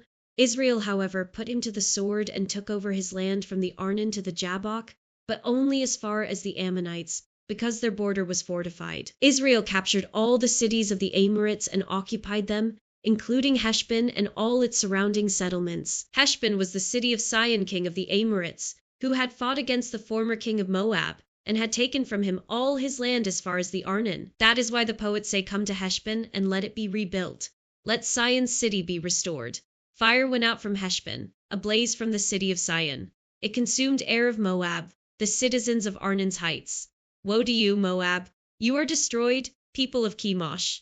He has given up his sons as fugitives and his daughters as captives to Sihon, king of the Amorites. But we have overthrown them. Heshbon's dominion has been destroyed all the way to Dibon. We have demolished them as far as Napha, which extends to Medeba. So Israel settled in the land of the Amorites. After Moses had sent spies to Jazer, the Israelites captured its surrounding settlements and drove out the Amorites who were there. Then they turned and went up along the road toward Bashan, and Og, king of Bashan, and his whole army marched out to meet them in battle at Edrei. The Lord said to Moses, "Do not be afraid of him, for I have delivered him into your hands, along with his whole army and his land. Do to him what you did to Sihon, king of the Amorites, who reigned in Heshbon." So they struck him down, together with his sons and his whole army, leaving them no survivors, and they took possession of his land. Then the Israelites traveled to the plains of Moab and camped along the Jordan across from Jericho. Now Balak son of Zippor saw all that Israel had done to the Amorites, and Moab was terrified because there were so many people. Indeed, Moab was filled with dread because of the Israelites. The Moabites said to the elders of Midian, "This horde is going to lick up everything around us, as an ox licks up the grass of the field." So Balak son of Zippor, who was king of Moab at that time, sent messengers to summon Balaam son of Beor, who was at Pethor, near the Euphrates River, in his native land. Balak said, "A people has come out of Egypt. They cover the face of the land and have settled next to me. Now come and put a curse on these people, because they are too powerful for me. Perhaps then I will be able to defeat them and drive them out of the land. For I know that whoever you bless is blessed, and whoever you curse is cursed." The elders of Moab and Midian left, taking with them the fee for divination. When they came to Balaam, they told him what Balak had said. "Spend the night here," Balaam said to them, "and I will report back to you with the answer the Lord gives me." So the Moabite officials stayed with him. God came to Balaam and asked, "Who are these men with you?" Balaam said to God, "Balak son of Zippor, king of Moab, sent me this message: a people that has come out of Egypt covers the face of the land. Now come and put a curse on them for me. Perhaps then I will be able to fight them and drive them away." But God said to Balaam, "Do not go with them. You must not put a curse on those people because they are blessed." The next morning Balaam got up and said to Balak's officials, "Go back to your own country, for the Lord has refused to let me go with you." So the Moabite officials returned to Balak and said, "Balaam refused to come with us." Then Balak sent other officials, more numerous and more distinguished than the first. They came to Balaam and said, "This is what Balak son of Zippor says: do not let anything keep you from coming to me, because I will reward you handsomely and do whatever you say. Come and put a curse on these people for me." But Balaam answered them, "Even if Balak gave me all the silver and gold in his palace, I could not do anything great or small to go beyond the command of the Lord my God. Now spend the night here so that I can find out what else the Lord will tell me." That night God came to Balaam and said, "Since these men have come to summon you, go with them, but do only what I tell you." Balaam got up in the morning, saddled his donkey, and went with the Moabite officials. But God was very angry when he went, and the angel of the Lord stood in the road to oppose him. Balaam was riding on his donkey, and his 2 servants were with him. When the donkey saw the angel of the Lord standing in the road with a drawn sword in his hand, it turned off the road into a field. Balaam beat it to get it back on the road. Then the angel of the Lord stood in a narrow path through the vineyards with walls on both sides.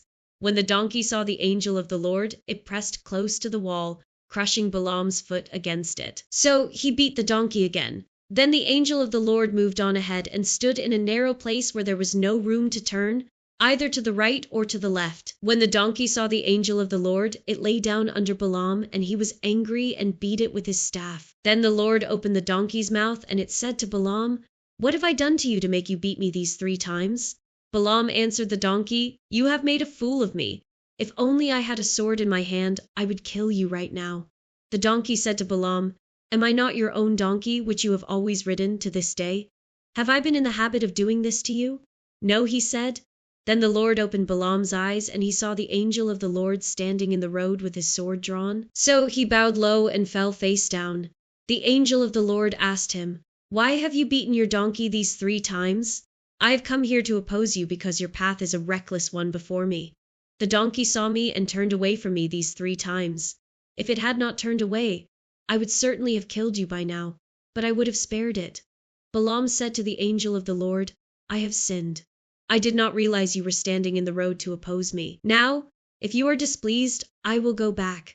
The angel of the Lord said to Balaam, "Go with the men, but speak only what I tell you." So Balaam went with Balak's officials. When Balak heard that Balaam was coming, he went out to meet him at the Moabite town on the Arnon border, at the edge of his territory. Balak said to Balaam, "Did I not send you an urgent summons? Why didn't you come to me?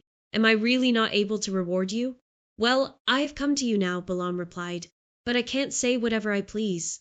I must speak only what God puts in my mouth." Then Balaam went with Balak to Kiriath-Huoth. Balak sacrificed cattle and sheep and gave some to Balaam and the officials who were with him. The next morning Balak took Balaam up to Bamoth-Baal, and from there he could see the outskirts of the Israelite camp. Balaam said, "Build me 7 altars here and prepare 7 bulls and 7 rams for me." Balak did as Balaam said, and the 2 of them offered a bull and a ram on each altar. Then Balaam said to Balak, "Stay here beside your offering while I go aside. Perhaps the Lord will come to meet with me. Whatever he reveals to me, I will tell you." Then he went off to a barren height. God met with him, and Balaam said, "I have prepared 7 altars, and on each altar I have offered a bull and a ram." The Lord put a word in Balaam's mouth and said, "Go back to Balak and give him this word." So he went back to him and found him standing beside his offering, with all the Moabite officials. Then Balaam spoke his message Balak brought me from Aram, the king of Moab from the eastern mountains. "Come," he said, "curse Jacob for me. Come, denounce Israel. How can I curse those whom God has not cursed? How can I denounce those whom the Lord has not denounced? From the rocky peaks I see them, from the heights I view them. I see a people who live apart and do not consider themselves one of the nations. Who can count the dust of Jacob or number even a fourth of Israel? Let me die the death of the righteous, and may my final end be like theirs." Balak said to Balaam, "What have you done to me? I brought you to curse my enemies, but you have done nothing but bless them." He answered, "Must I not speak what the Lord puts in my mouth?" Then Balak said to him, "Come with me to another place where you can see them. You will not see them all, but only the outskirts of their camp, and from there curse them for me." So he took him to the field of Zophim on the top of Pisgah, and there he built 7 altars and offered a bull and a ram on each altar. Balaam said to Balak, "Stay here beside your offering while I meet with him over there."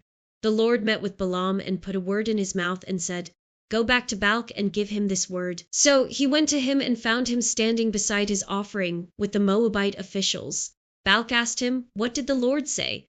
Then he spoke his message, "Arise, Balak, and listen. Hear me, son of Zippor. God is not human, that he should lie, not a human being, that he should change his mind. Does he speak and then not act? Does he promise and not fulfill? I have received a command to bless. He has blessed, and I cannot change it. No misfortune is seen in Jacob, no misery observed in Israel. The Lord their God is with them. The shout of the king is among them. God brought them out of Egypt. They have the strength of a wild ox. There is no divination against Jacob, no evil omens against Israel. It will now be said of Jacob and of Israel, 'See what God has done.'" The people rise like a lioness. They rouse themselves like a lion that does not rest till it devours its prey and drinks the blood of its victims. Then Balak said to Balaam, "Neither curse them at all, nor bless them at all." Balaam answered, "Did I not tell you I must do whatever the Lord says?" Then Balak said to Balaam, "Come, let me take you to another place. Perhaps it will please God to let you curse them for me from there." And Balak took Balaam to the top of Peor, overlooking the wasteland.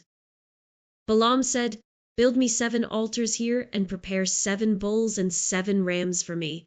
Balak did as Balaam had said, and offered a bull and a ram on each altar. Now, when Balaam saw that it pleased the Lord to bless Israel, he did not resort to divination as at other times, but turned his face toward the wilderness. When Balaam looked out and saw Israel encamped tribe by tribe, the Spirit of God came on him, and he spoke his message, the prophecy of Balaam son of Beor, the prophecy of one whose eye sees clearly, the prophecy of one who hears the words of God, who sees a vision from the Almighty, who falls prostrate, and whose eyes are opened. How beautiful are your tents, Jacob, your dwelling places, Israel. Like valleys they spread out, like gardens beside a river, like aloes planted by the Lord, like cedars beside the waters. Water will flow from their buckets, their seed will have abundant water. Their king will be greater than Agag, their kingdom will be exalted. God brought them out of Egypt. They have the strength of a wild ox. They devour hostile nations and break their bones in pieces. With their arrows they pierce them. Like a lion they crouch and lie down, like a lioness who dares to rouse them. May those who bless you be blessed, and those who curse you be cursed. Then Balak's anger burned against Balaam. He struck his hands together and said to him, I summoned you to curse my enemies, but you have blessed them these 3 times. Now leave at once and go home. I said I would reward you handsomely, but the Lord has kept you from being rewarded. Balaam answered Balak, Did I not tell the messengers you sent me? Even if Balak gave me all the silver and gold in his palace, I could not do anything of my own accord, good or bad, to go beyond the command of the Lord, and I must say only what the Lord says. Now I am going back to my people, but come, let me warn you of what this people will do to your people in days to come. Then he spoke his message, the prophecy of Balaam son of Beor, the prophecy of one whose eye sees clearly, the prophecy of one who hears the words of God, who has knowledge from the Most High, who sees a vision from the Almighty, who falls prostrate, and whose eyes are opened. I see him, but not now. I behold him, but not near. A star will come out of Jacob, a scepter will rise out of Israel. He will crush the foreheads of Moab, the skulls of all the people of Sheth. Dum will be conquered, Seir, his enemy, will be conquered, but Israel will grow strong. A ruler will come out of Jacob and destroy the survivors of the city. Then Balaam saw Amalek and spoke his message. Amalek was first among the nations, but their end will be utter destruction. Then he saw the Kenites and spoke his message. Your dwelling place is secure, your nest is set in a rock, yet you Kenites will be destroyed when Asshur takes you captive. Then he spoke his message. Alas, who can live when God does this? Ships will come from the shores of Cyprus. They will subdue Asshur and Iber, but they too will come to ruin. Then Balaam got up and returned home, and Balak went his own way. While Israel was staying in Shittim, the men began to indulge in sexual immorality with Moabite women, who invited them to the sacrifices to their gods. The people ate the sacrificial meal and bowed down before these gods. So Israel yoked themselves to the Baal of Peor, and the Lord's anger burned against them. The Lord said to Moses, Take all the leaders of these people, kill them, and expose them in broad daylight before the Lord, so that the Lord's fierce anger may turn away from Israel. So Moses said to Israel's judges, Each of you must put to death those of your people who have yoked themselves to the Baal of Peor. Then an Israelite man brought into the camp a Midianite woman right before the eyes of Moses and the whole assembly of Israel, while they were weeping at the entrance to the tent of meeting. When Phinehas son of Eleazar, the son of Aaron, the priest, saw this, he left the assembly, took a spear in his hand, and followed the Israelite into the tent. He drove the spear into both of them, right through the Israelite man and into the woman's stomach. Then the plague against the Israelites was stopped, but those who died in the plague numbered 24,000. The Lord said to Moses, Phinehas son of Eleazar, the son of Aaron, the priest, has turned my anger away from the Israelites. Since he was as zealous for my honor among them as I am, I did not put an end to them in my zeal. Therefore tell him I am making my covenant of peace with him. He and his descendants will have a covenant of a lasting priesthood, because he was zealous for the honor of his God and made atonement for the Israelites. The name of the Israelite who was killed with the Midianite woman was Zimri son of Salu, the leader of a Simeonite family, and the name of the Midianite woman who was put to death was Cosbi daughter of Zur, a tribal chief of a Midianite family. The Lord said to Moses, Treat the Midianites as enemies and kill them. They treated you as enemies when they deceived you in the Peor incident involving their sister Cosbi, the daughter of a Midianite leader. the woman who was killed when the plague came as a result of that incident. After the plague, the Lord said to Moses and Eleazar son of Aaron, the priest, take a census of the whole Israelite community by families, all those 20 years old or more who are able to serve in the army of Israel. So on the plains of Moab by the Jordan across from Jericho, Moses, these were the Israelites who came out of Egypt, the descendants of Reuben, the firstborn son of Israel, were through Hant, the Hanokite clan, through Palu, the Paluite clan, through Hezron, the Hezronite clan, through Carmi, the Carmite clan. These were the clans of Reuben. Those numbered were 43,730. The son of Palu was Eliab, and the sons of Eliab were Nemuel, Dathan, and Abiram. The same Dathan and Abiram were the community officials who rebelled against Moses and Aaron, and were among Korah's followers when they rebelled against the Lord. The earth opened its mouth and swallowed them along with Korah, whose followers died when the fire devoured the 250 men, and they served as a warning sign. The line of Korah, however, did not die out. The descendants of Simeon by their clans were through Nemuel, the Nemuelite clan, through Jamin, the Jeminite clan, through Jachin, the Jachinite clan, through Zerah, the Zerahite clan, through Shaul, the Shaulite clan. These were the clans of Simeon. Those numbered were 22,200. The descendants of Gad by their clans were through Zephon, the Zephonite clan, through Shuni, the Shunite clan, through Oni, the Onite clan, through Eri, the Erit clan, through Eri, the Erit clan, through Arli, the Erilite clan. These were the clans of Gad. Those numbered were 40,500. And Onan were sons of Judah, but they died in Canaan. The descendants of Judah by their clans were through Shelah, the Shelonite clan, through Perez, the Perezite clan, through Zerah, the Zerahite clan. The descendants of Perez were through Hezron, the Hezronite clan, through Hamul, the Hamulite clan. These were the clans of Judah. Those numbered were 76,500. The descendants of Issachar by their clans were through Tola, the Tolate clan, through Jashub, the Jashubite clan, through Shimron, the Shimronite clan. These were the clans of Issachar. Those numbered were 64,300. The descendants of Zebulun by their clans were through Sered, the Seredite clan, through Elon, the Elonite clan, through Jaleel, the Jaleelite clan. These were the clans of Zebulun. Those numbered were 60,500. The descendants of Joseph by their clans through Manasseh and Ephraim were the descendants of Manasseh through Machir.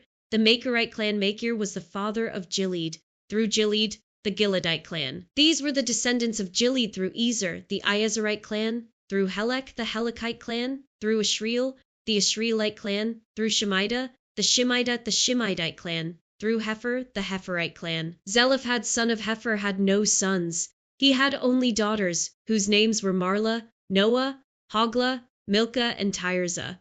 These were the clans of Manasseh. Those numbered were 52,700.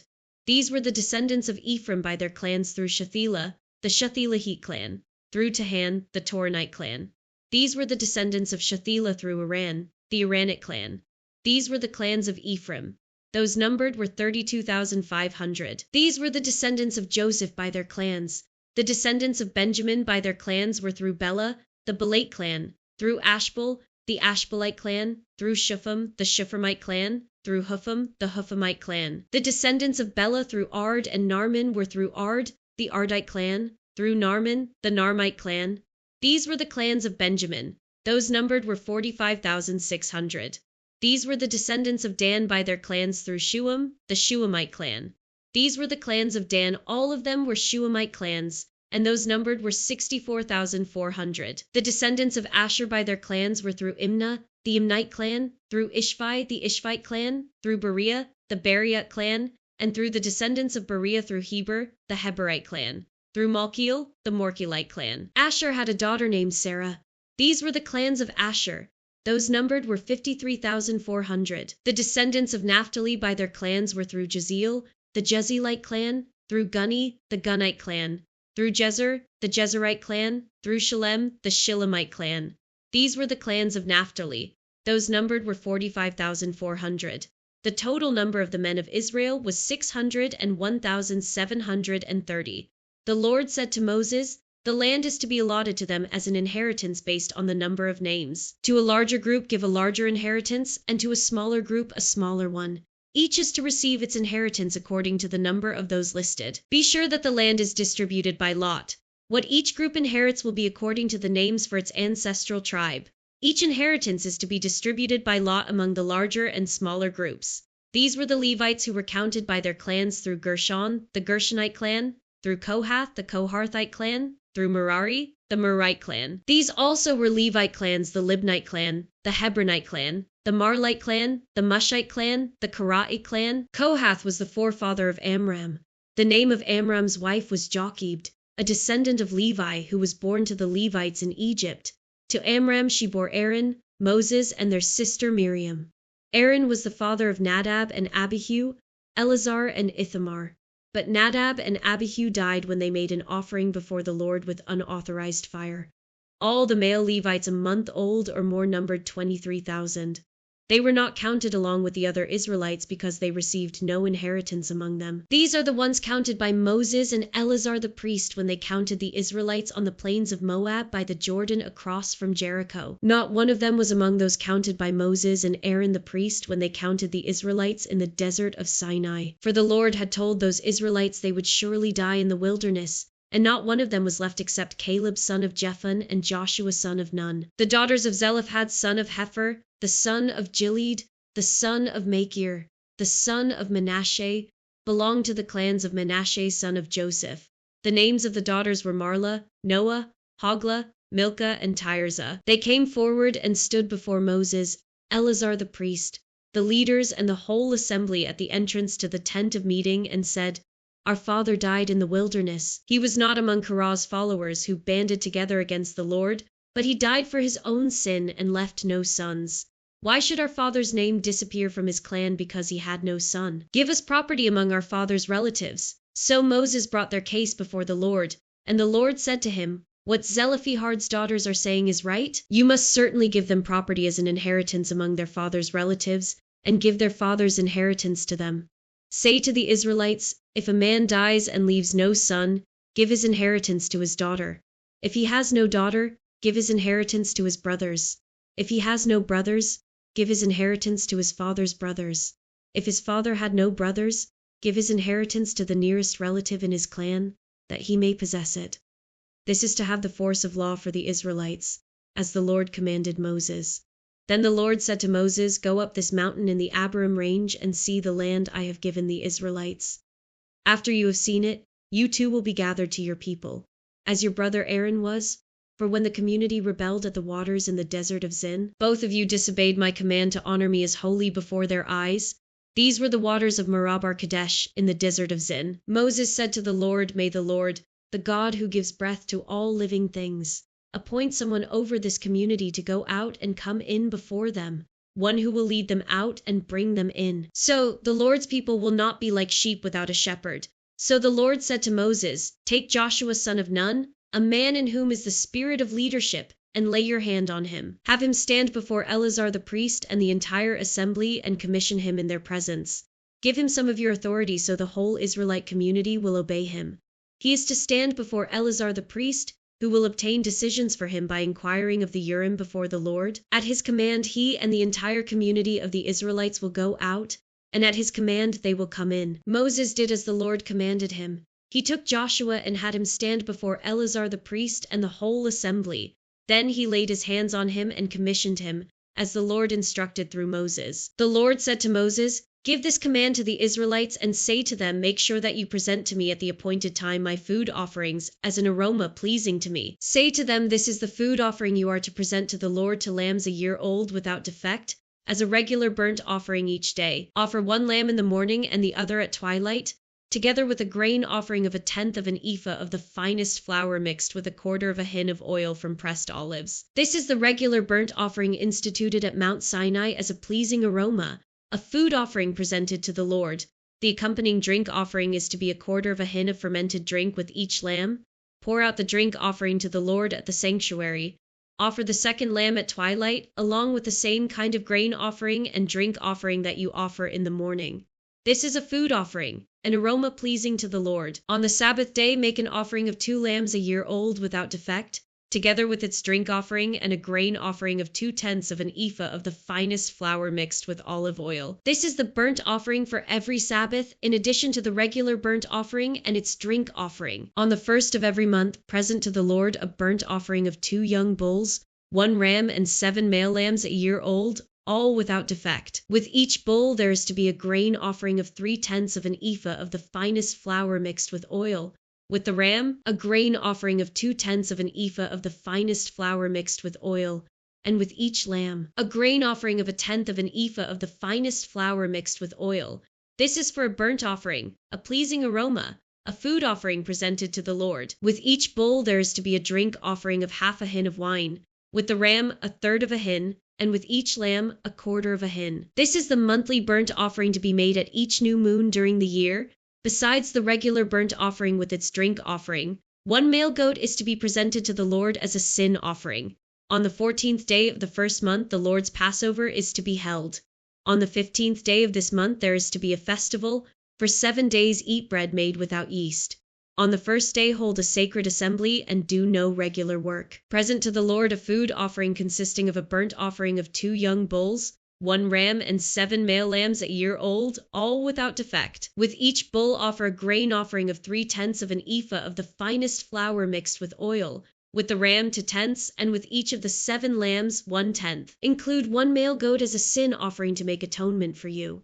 Offer these in addition to the regular morning burnt offering. In this way present the food offering every day for 7 days as an aroma pleasing to the Lord. It is to be offered in addition to the regular burnt offering and its drink offering. On the 7th day hold a sacred assembly and do no regular work. On the day of first fruits, when you present to the Lord an offering of new grain during the festival of weeks, hold a sacred assembly and do no regular work. Present a burnt offering of 2 young bulls, 1 ram, and 7 male lambs a year old as an aroma pleasing to the Lord. With each bull there is to be a grain offering of 3/10 of an ephah of the finest flour mixed with oil. With the ram 2/10, and with each of the 7 lambs 1/10. Include 1 male goat to make atonement for you. Offer these together with their drink offerings, in addition to the regular burnt offering and its grain offering. Be sure the animals are without defect. On the first day of the 7th month hold a sacred assembly and do no regular work. It is a day for you to sound the trumpets. As an aroma pleasing to the Lord, offer a burnt offering of 1 young bull, 1 ram, and 7 male lambs a year old, all without defect. With the bull offer a grain offering of 3/10 of an ephah of the finest flour mixed with olive oil. With the ram 2/10, and with each of the 7 lambs 1/10. Include 1 male goat as a sin offering to make atonement for you. These are in addition to the monthly and daily burnt offerings with their grain offerings and drink offerings as specified. They are food offerings presented to the Lord, a pleasing aroma. On the 10th day of this 7th month hold a sacred assembly. You must deny yourselves and do no work. Present as an aroma pleasing to the Lord a burnt offering of 1 young bull, 1 ram, and 7 male lambs a year old, all without defect. With the bull offer a grain offering of 3/10 of an ephah of the finest flour mixed with oil. With the ram 2/10, and with each of the 7 lambs 1/10. Include 1 male goat as a sin offering, in addition to the sin offering for atonement and the regular burnt offering with its grain offering and their drink offerings. On the 15th day of the 7th month, hold a sacred assembly and do no regular work. Celebrate a festival to the Lord for 7 days. Present as an aroma pleasing to the Lord a food offering consisting of a burnt offering of 13 young bulls, 2 rams, and 14 male lambs a year old, all without defect. With each of the 13 bulls offer a grain offering of 3/10 of an ephah of the finest flour mixed with oil. With each of the 2 rams 2/10, and with each of the 14 lambs 1/10. Include 1 male goat as a sin offering, in addition to the regular burnt offering with its grain offering and drink offering. On the 2nd day offer 12 young bulls, 2 rams, and 14 male lambs a year old, all without defect. With the bulls, rams, and lambs offer their grain offerings and drink offerings according to the number specified. Include 1 male goat as a sin offering, in addition to the regular burnt offering with its grain offering and their drink offerings. On the 3rd day offer 11 bulls, 2 rams, and 14 male lambs a year old, all without defect. With the bulls, rams, and lambs offer their grain offerings and drink offerings according to the number specified. Include 1 male goat as a sin offering, in addition to the regular burnt offering with its grain offering and drink offering. On the 4th day offer 10 bulls, 2 rams, and 14 male lambs a year old, all without defect. With the bulls, rams, and lambs offer their grain offerings and drink offerings according to the number specified. Include one male goat as a sin offering, in addition to the regular burnt offering with its grain offering and drink offering. On the 5th day offer 9 bulls to rams and 14 male lambs a year old, all without defect. With the bulls, rams, and lambs, offer their grain offerings and drink offerings according to the number specified. Include one male goat as a sin offering, in addition to the regular burnt offering with its grain offering and drink offering. On the 6th day offer 8 bulls to rams and 14 male lambs a year old, all without defect. With the bulls, rams, and lambs, offer their grain offerings and drink offerings according to the number specified. Include one male goat as a sin offering, in addition to the regular burnt offering with its grain offering and drink offering. On the 7th day offer 7 bulls to rams and 14 male lambs a year old, all without defect. With the bulls, rams, and lambs, offer their grain offerings and drink offerings according to the number specified. Include one male goat as a sin offering, in addition to the regular burnt offering with its grain offering and drink offering. On the 8th day hold a closing special assembly and do no regular work. Present as an aroma pleasing to the Lord a food offering consisting of a burnt offering of 1 bull, 1 ram, and 7 male lambs a year old, all without defect. With the bull, the ram, and the lambs, offer their grain offerings and drink offerings according to the number specified. Include one male goat as a sin offering, in addition to the regular burnt offering with its grain offering and drink offering. In addition to what you vow and your free will offerings, offer these to the Lord at your appointed festivals, your burnt offerings, grain offerings, drink offerings, and fellowship offerings.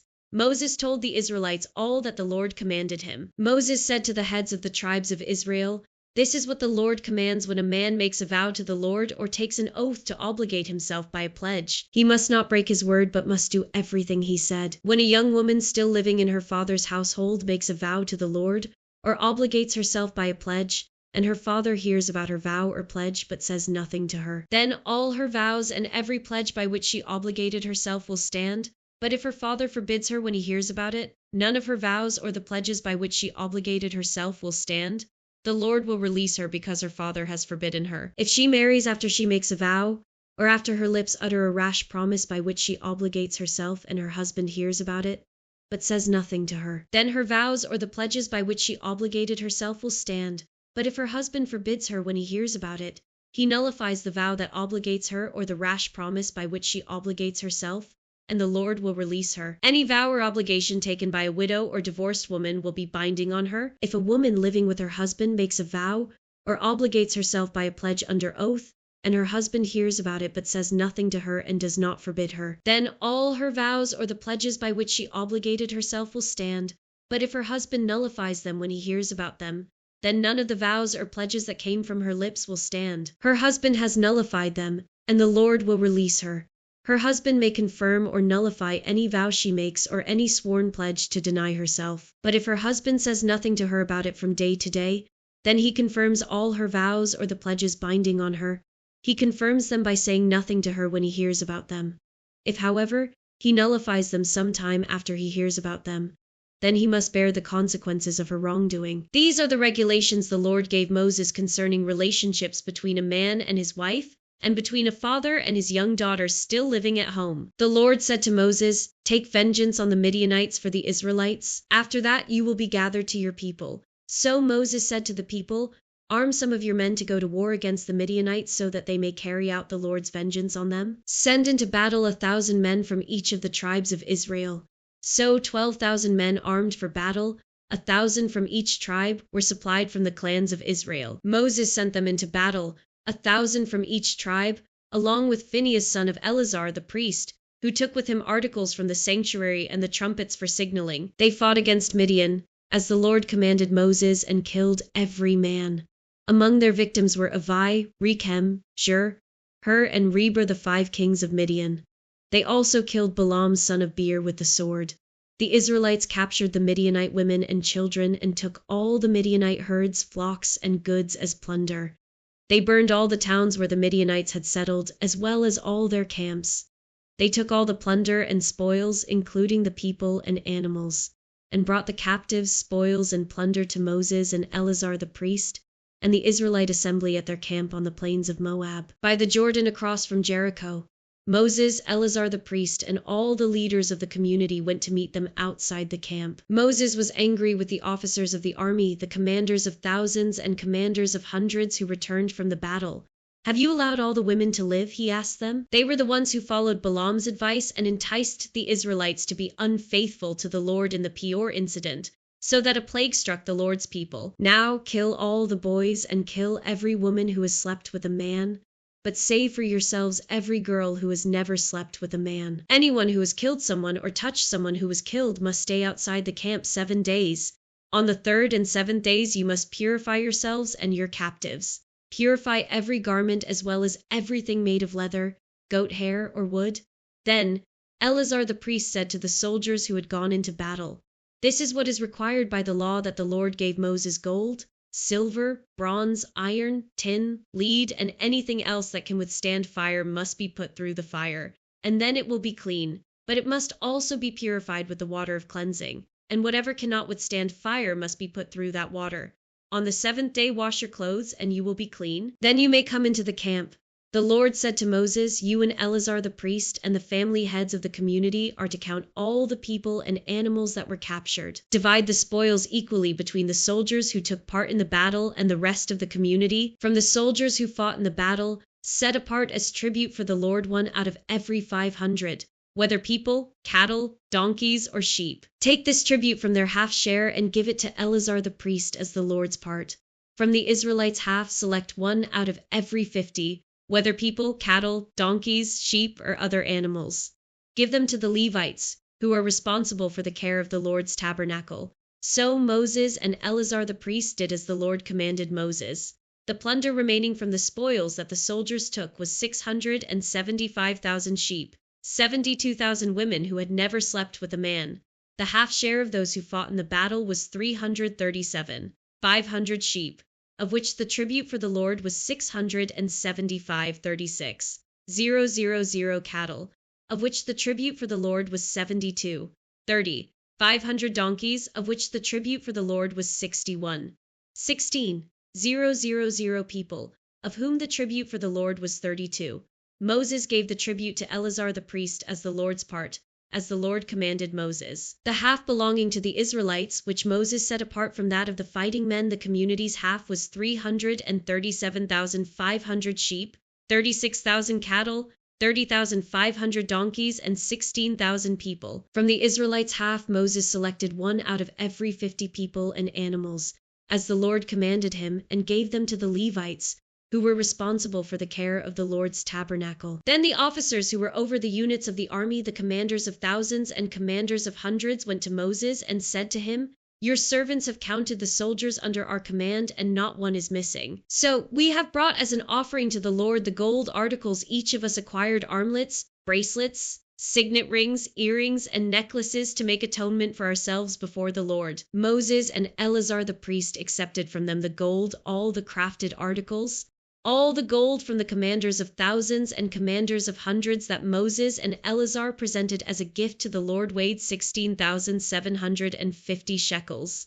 Each soldier had taken plunder for himself. Moses and Eleazar the priest accepted the gold from the commanders of thousands and commanders of hundreds and brought it into the tent of meeting as a memorial for the Israelites before the Lord. The Reubenites and Gadites, who had very large herds and flocks, saw that the lands of Jazer and Gilead were suitable for livestock. So they came to Moses and Eleazar the priest and to the leaders of the community, and said, "Ataroth, Dibon, Jazer, Nimrah, Heshbon, Elele, Sebam, Nebo, and Beon, the land the Lord subdued before the people of Israel, are suitable for livestock. And your servants have livestock. If we have found favor in your eyes," they said, "let this land be given to your servants as our possession. Do not make us cross the Jordan." Moses said to the Gadites and Reubenites, "Should your fellow Israelites go to war while you sit here? Why do you discourage the Israelites from crossing over into the land the Lord has given them? This is what your fathers did when I sent them from Kadesh Barnea to look over the land. After they went up to the valley of Eshcol and viewed the land, they discouraged the Israelites from entering the land the Lord had given them. The Lord's anger was aroused that day, and he swore this oath because they have not followed me wholeheartedly. Not one of those who were 20 years old or more when they came up out of Egypt will see the land I promised on oath to Abraham, Isaac, and Jacob, not one except Caleb son of Jephunneh, the Kenizzite, and Joshua son of Nun, for they followed the Lord wholeheartedly. The Lord's anger burned against Israel, and he made them wander in the wilderness 40 years, until the whole generation of those who had done evil in his sight was gone. And here you are, a brood of sinners, standing in the place of your fathers and making the Lord even more angry with Israel. If you turn away from following him, he will again leave all this people in the wilderness, and you will be the cause of their destruction. Then they came up to him and said, "We would like to build pens here for our livestock and cities for our women and children, but we will arm ourselves for battle and go ahead of the Israelites until we have brought them to their place. Meanwhile, our women and children will live in fortified cities for protection from the inhabitants of the land. We will not return to our homes until each of the Israelites has received their inheritance. We will not receive any inheritance with them on the other side of the Jordan, because our inheritance has come to us on the east side of the Jordan." Then Moses said to them, "If you will do this, if you will arm yourselves before the Lord for battle, and if all of you who are armed cross over the Jordan before the Lord until he has driven his enemies out before him, then when the land is subdued before the Lord, you may return and be free from your obligation to the Lord and to Israel, and this land will be your possession before the Lord. But if you fail to do this, you will be sinning against the Lord, and you may be sure that your sin will find you out. Build cities for your women and children, and pens for your flocks, but do what you have promised." The Gadites and Reubenites said to Moses, "We your servants will do as our Lord commands. Our children and wives, our flocks and herds will remain here in the cities of Gilead, but your servants, every man who is armed for battle, will cross over to fight before the Lord, just as our Lord says." Then Moses gave orders about them to Eleazar the priest and Joshua son of Nun, and to the family heads of the Israelite tribes. He said to them, "If the Gadites and Reubenites, every man armed for battle, cross over the Jordan with you before the Lord, then when the land is subdued before you, you must give them the land of Gilead as their possession. But if they do not cross over with you armed, they must accept their possession with you in Canaan." The Gadites and Reubenites answered, "Your servants will do what the Lord has said. We will cross over before the Lord into Canaan armed, but the property we inherit will be on this side of the Jordan." Then Moses gave to the Gadites, the Reubenites, and the half-tribe of Manasseh son of Joseph the kingdom of Og king of Bashan, the whole land with its cities and the territory around them. The Gadites built up Dibon, Ataroth, Aroer, Atroth-Shophan, Jazer, Jogbehah, Beth Nimrah, and Beth Haran as fortifications, and the Reubenites rebuilt Heshbon, Eleleh, and Kiriathaim, as well as Nebo and Baal-meon. These names were changed, and Sibmah. They gave names to the cities they rebuilt.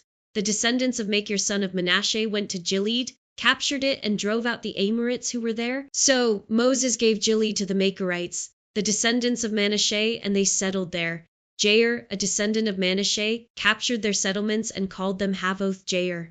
And Nobar captured Kenath and its surrounding settlements and called it Nobar after himself. Here are the stages in the journey of the Israelites when they came out of Egypt by divisions under the leadership of Moses and Aaron. At the Lord's command, Moses recorded the stages in their journey.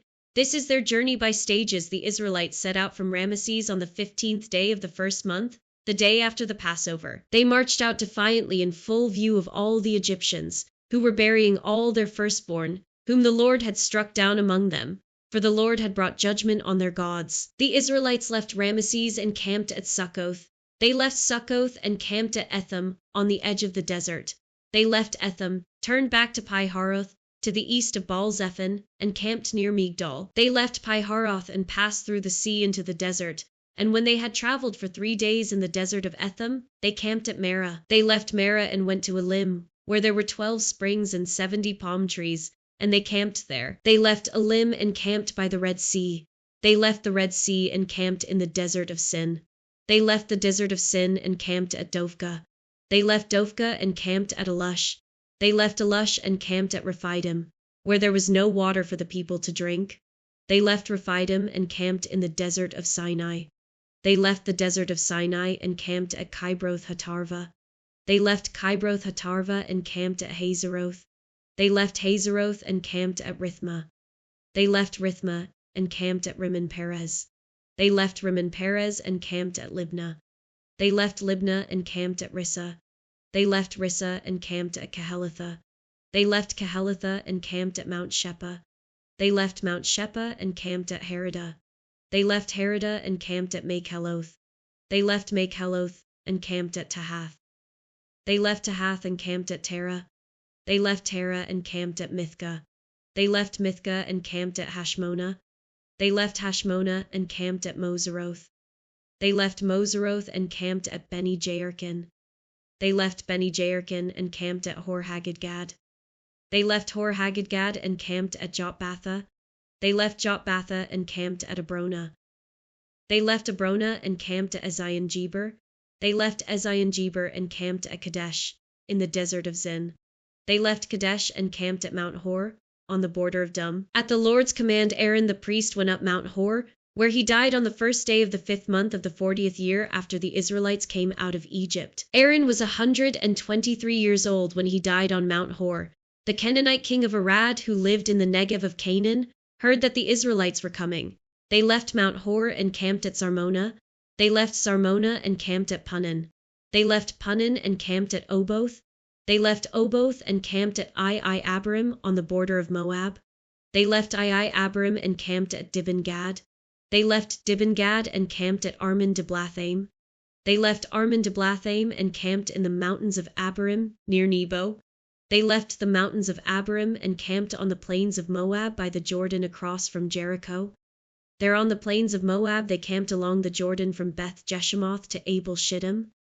On the plains of Moab by the Jordan across from Jericho, the Lord said to Moses, "Speak to the Israelites, and say to them when you cross the Jordan into Canaan, drive out all the inhabitants of the land before you, destroy all their carved images and their cast idols, and demolish all their high places. Take possession of the land and settle in it, for I have given you the land to possess. Distribute the land by lot according to your clans.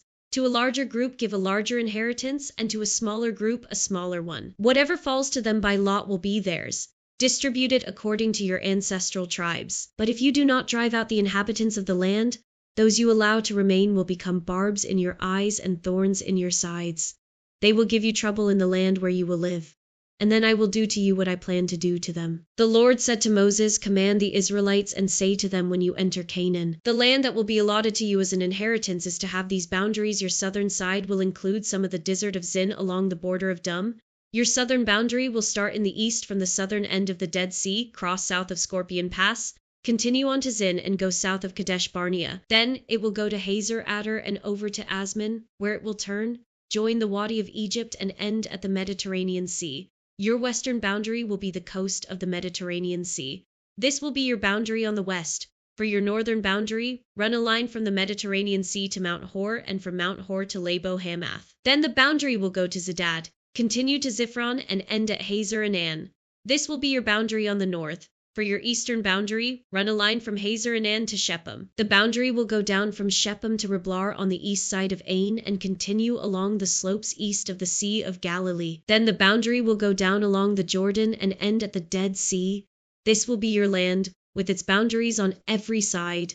Speaker Moses commanded the Israelites assign this land by lot as an inheritance. The Lord has ordered that it be given to the 9.5 tribes, because the families of the tribe of Reuben, the tribe of Gad, and the half-tribe of Manasseh have received their inheritance. These 2.5 tribes have received their inheritance east of the Jordan across from Jericho toward the sunrise. The Lord said to Moses, "These are the names of the men who are to assign the land for you as an inheritance: Eleazar the priest and Joshua son of Nun. And appoint one leader from each tribe to help assign the land.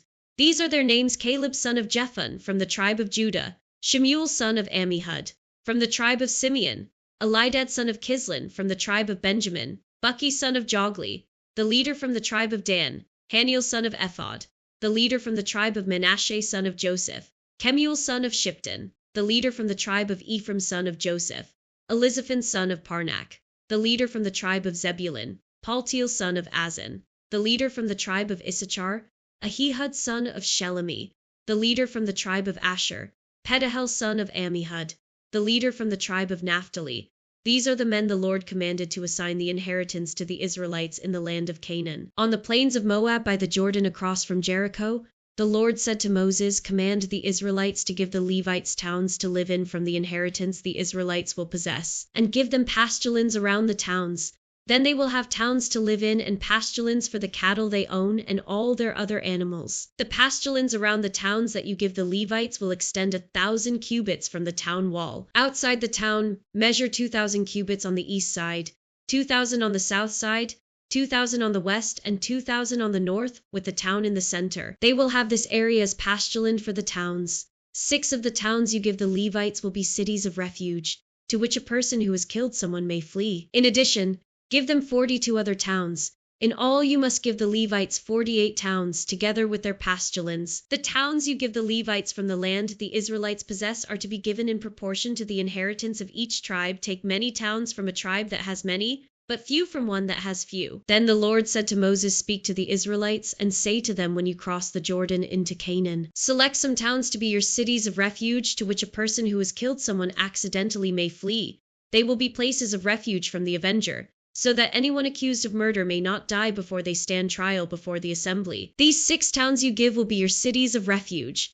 Give 3 on this side of the Jordan and 3 in Canaan as cities of refuge. These 6 towns will be a place of refuge for Israelites, and for foreigners residing among them, so that anyone who has killed another accidentally can flee there. If anyone strikes someone a fatal blow with an iron object, that person is a murderer.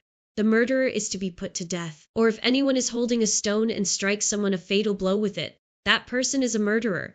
The murderer is to be put to death. Or if anyone is holding a wooden object and strikes someone a fatal blow with it, that person is a murderer. The murderer is to be put to death. The avenger of blood shall put the murderer to death. When the avenger comes upon the murderer, the avenger shall put the murderer to death. If anyone with malice aforethought shoves another, or throws something at them intentionally so that they die, or if out of enmity one person hits another with their fist so that the other dies, that person is to be put to death. That person is a murderer.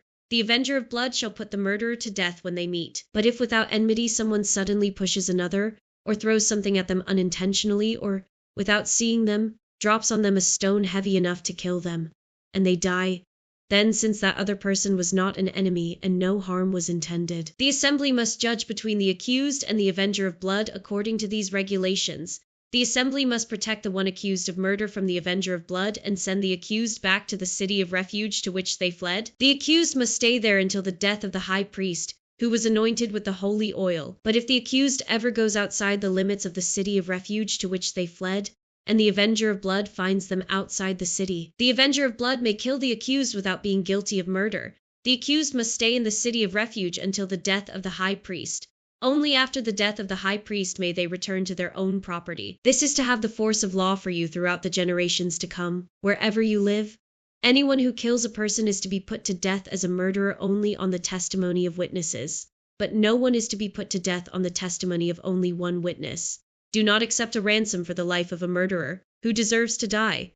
They are to be put to death. Do not accept a ransom for anyone who has fled to a city of refuge, and so allow them to go back and live on their own land before the death of the high priest. Do not pollute the land where you are.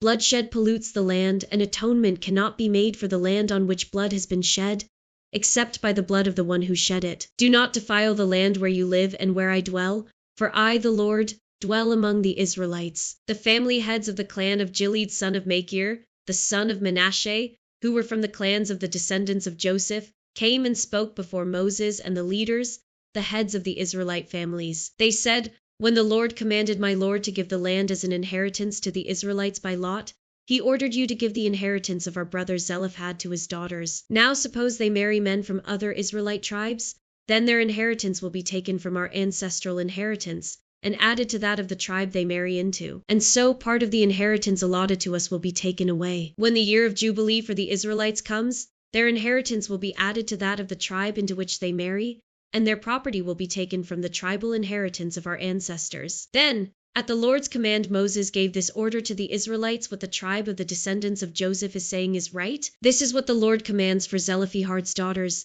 They may marry anyone they please as long as they marry within their father's tribal clan. No inheritance in Israel is to pass from one tribe to another, for every Israelite shall keep the tribal inheritance of their ancestors. Every daughter who inherits land in any Israelite tribe must marry someone in her father's tribal clan, so that every Israelite will possess the inheritance of their ancestors. No inheritance may pass from one tribe to another, for each Israelite tribe is to keep the land it inherits. So Zelophehad's daughters did as the Lord commanded Moses. Zelophehad's daughters Mahlah, Tirzah, Hoglah, Milcah, and Noah married their cousins on their father's side. They married within the clans of the descendants of Manasseh son of Joseph. and their inheritance remained in their father's tribe and clan. These are the commands and regulations the Lord gave through Moses to the Israelites on the plains of Moab by the Jordan across from Jericho.